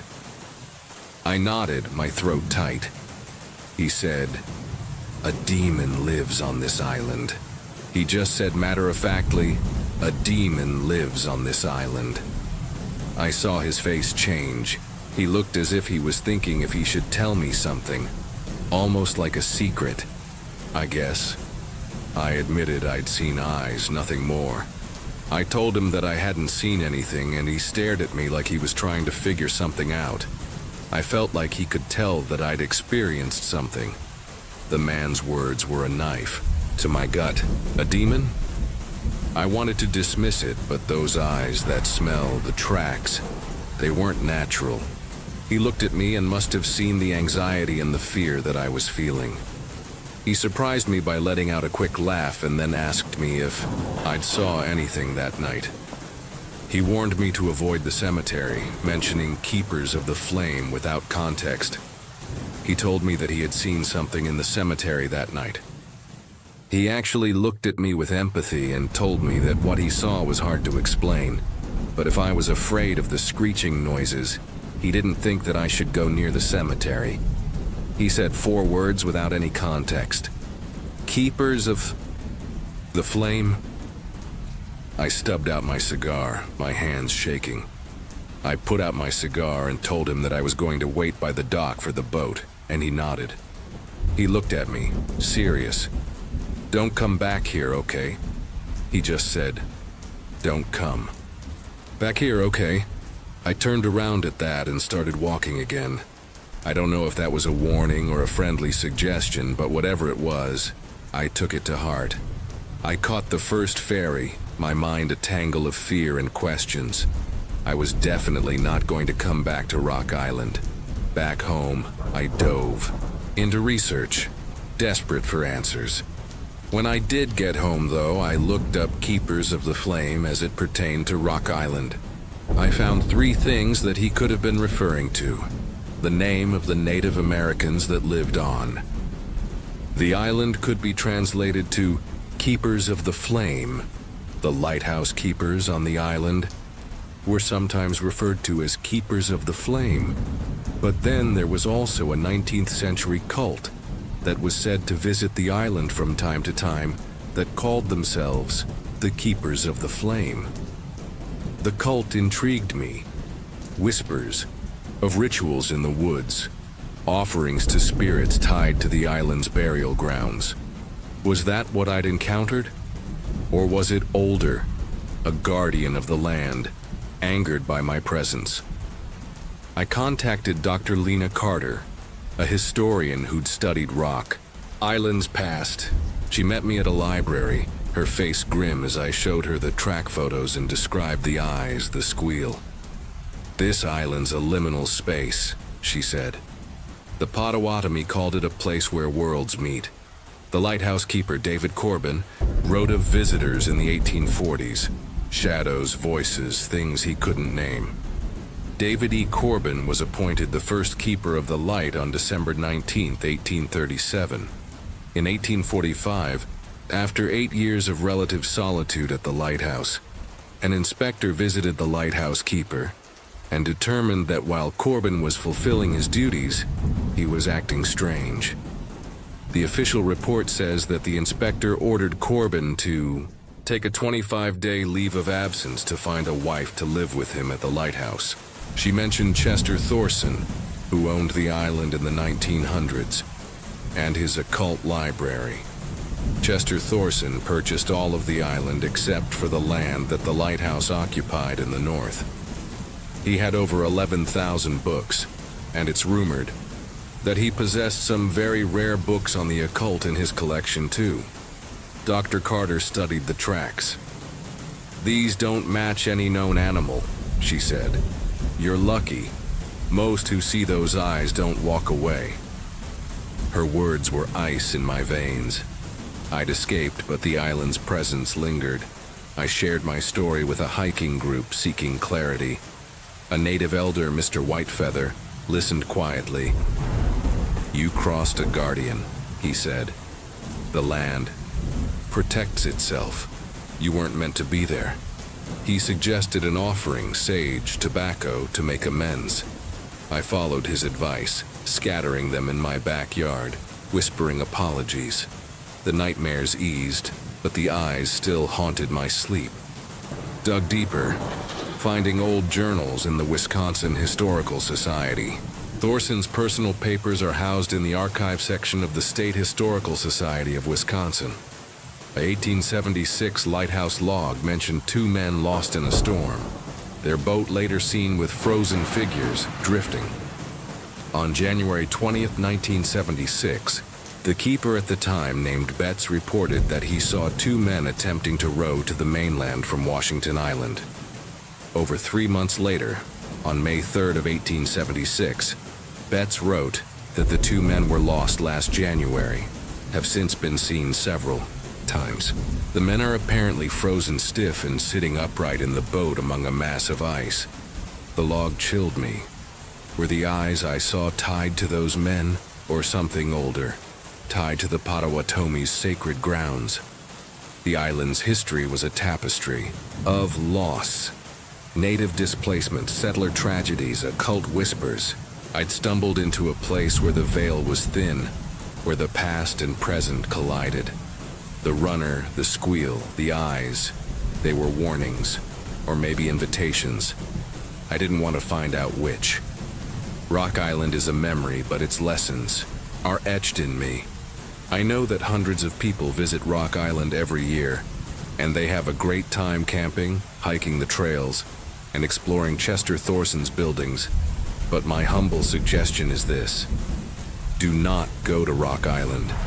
I'm 30 now, a graphic designer in Minneapolis, far from those cursed woods. I still hike, but I'm careful, always checking the history of a place before I go. I still feel the trauma from that night, not as fear, but as a quiet strength. I'll never forget those eyes, that squeal that night. They taught me to listen when the world feels wrong, to trust the prickle on my neck, the knot in my gut. I'm doing better now, living with my partner Jess and our dog Riley. I've shared my story, and they believe me, not because they've seen spirits, but because they see the resilience it forged. I had no other experiences since then, and I'm grateful. I keep my journal, the photos, a testament to what I survived. The tracks, the eyes, the squeal. They're part of me, a reminder that some places hold power we can't comprehend. I don't camp alone anymore, but I'm not afraid. I'm vigilant, attuned to the signs, the rustle, the shadow, the silence that's too deep. The island changed how I move through the world. I research every trail, every campsite, digging into local lore, talking to elders, historians, anyone who knows the land. I carry sage just in case, and I never ignore a strange sound. The Potawatomi believed in balance. Respect the land and it respects you. I didn't know that then, but I do now. My offering, my apology, was a step toward peace. But I'll never step on that island again. To anyone planning a remote adventure, know the land, read its history, listen to its stories, respect its boundaries. Document everything, sounds, sights, feelings. If you hear a squeal, see eyes that glow. Feel a presence that doesn't belong, don't wait. Leave. Your instincts are your guide, sharper than any knife, stronger than any storm. I still think about that night, those eyes, and I wonder if they're still out there watching. But I'm here, alive, stronger for it. Rock Island was a warning, a lesson, a crucible. I emerged not broken but forged, ready for whatever lies beyond the light. You've heard the truth tonight, the hidden side of America that most never see. But as unsettling as these stories are, they're not over. They've just begun. You might feel the hairs on your neck stand up, or the feeling that something is watching from the shadows. But don't let that feeling fade just yet, because these stories don't leave you once you've heard them. There's always something left unsaid, something lurking just beyond the edges of the story you've just heard, and who knows? Maybe you'll start to recognize the signs, the strange noises, the things that shouldn't be there.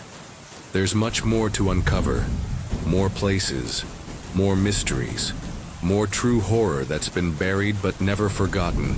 Subscribe and come back for more, because next time we dive deeper into the darkness, and you might not be ready for what you'll find.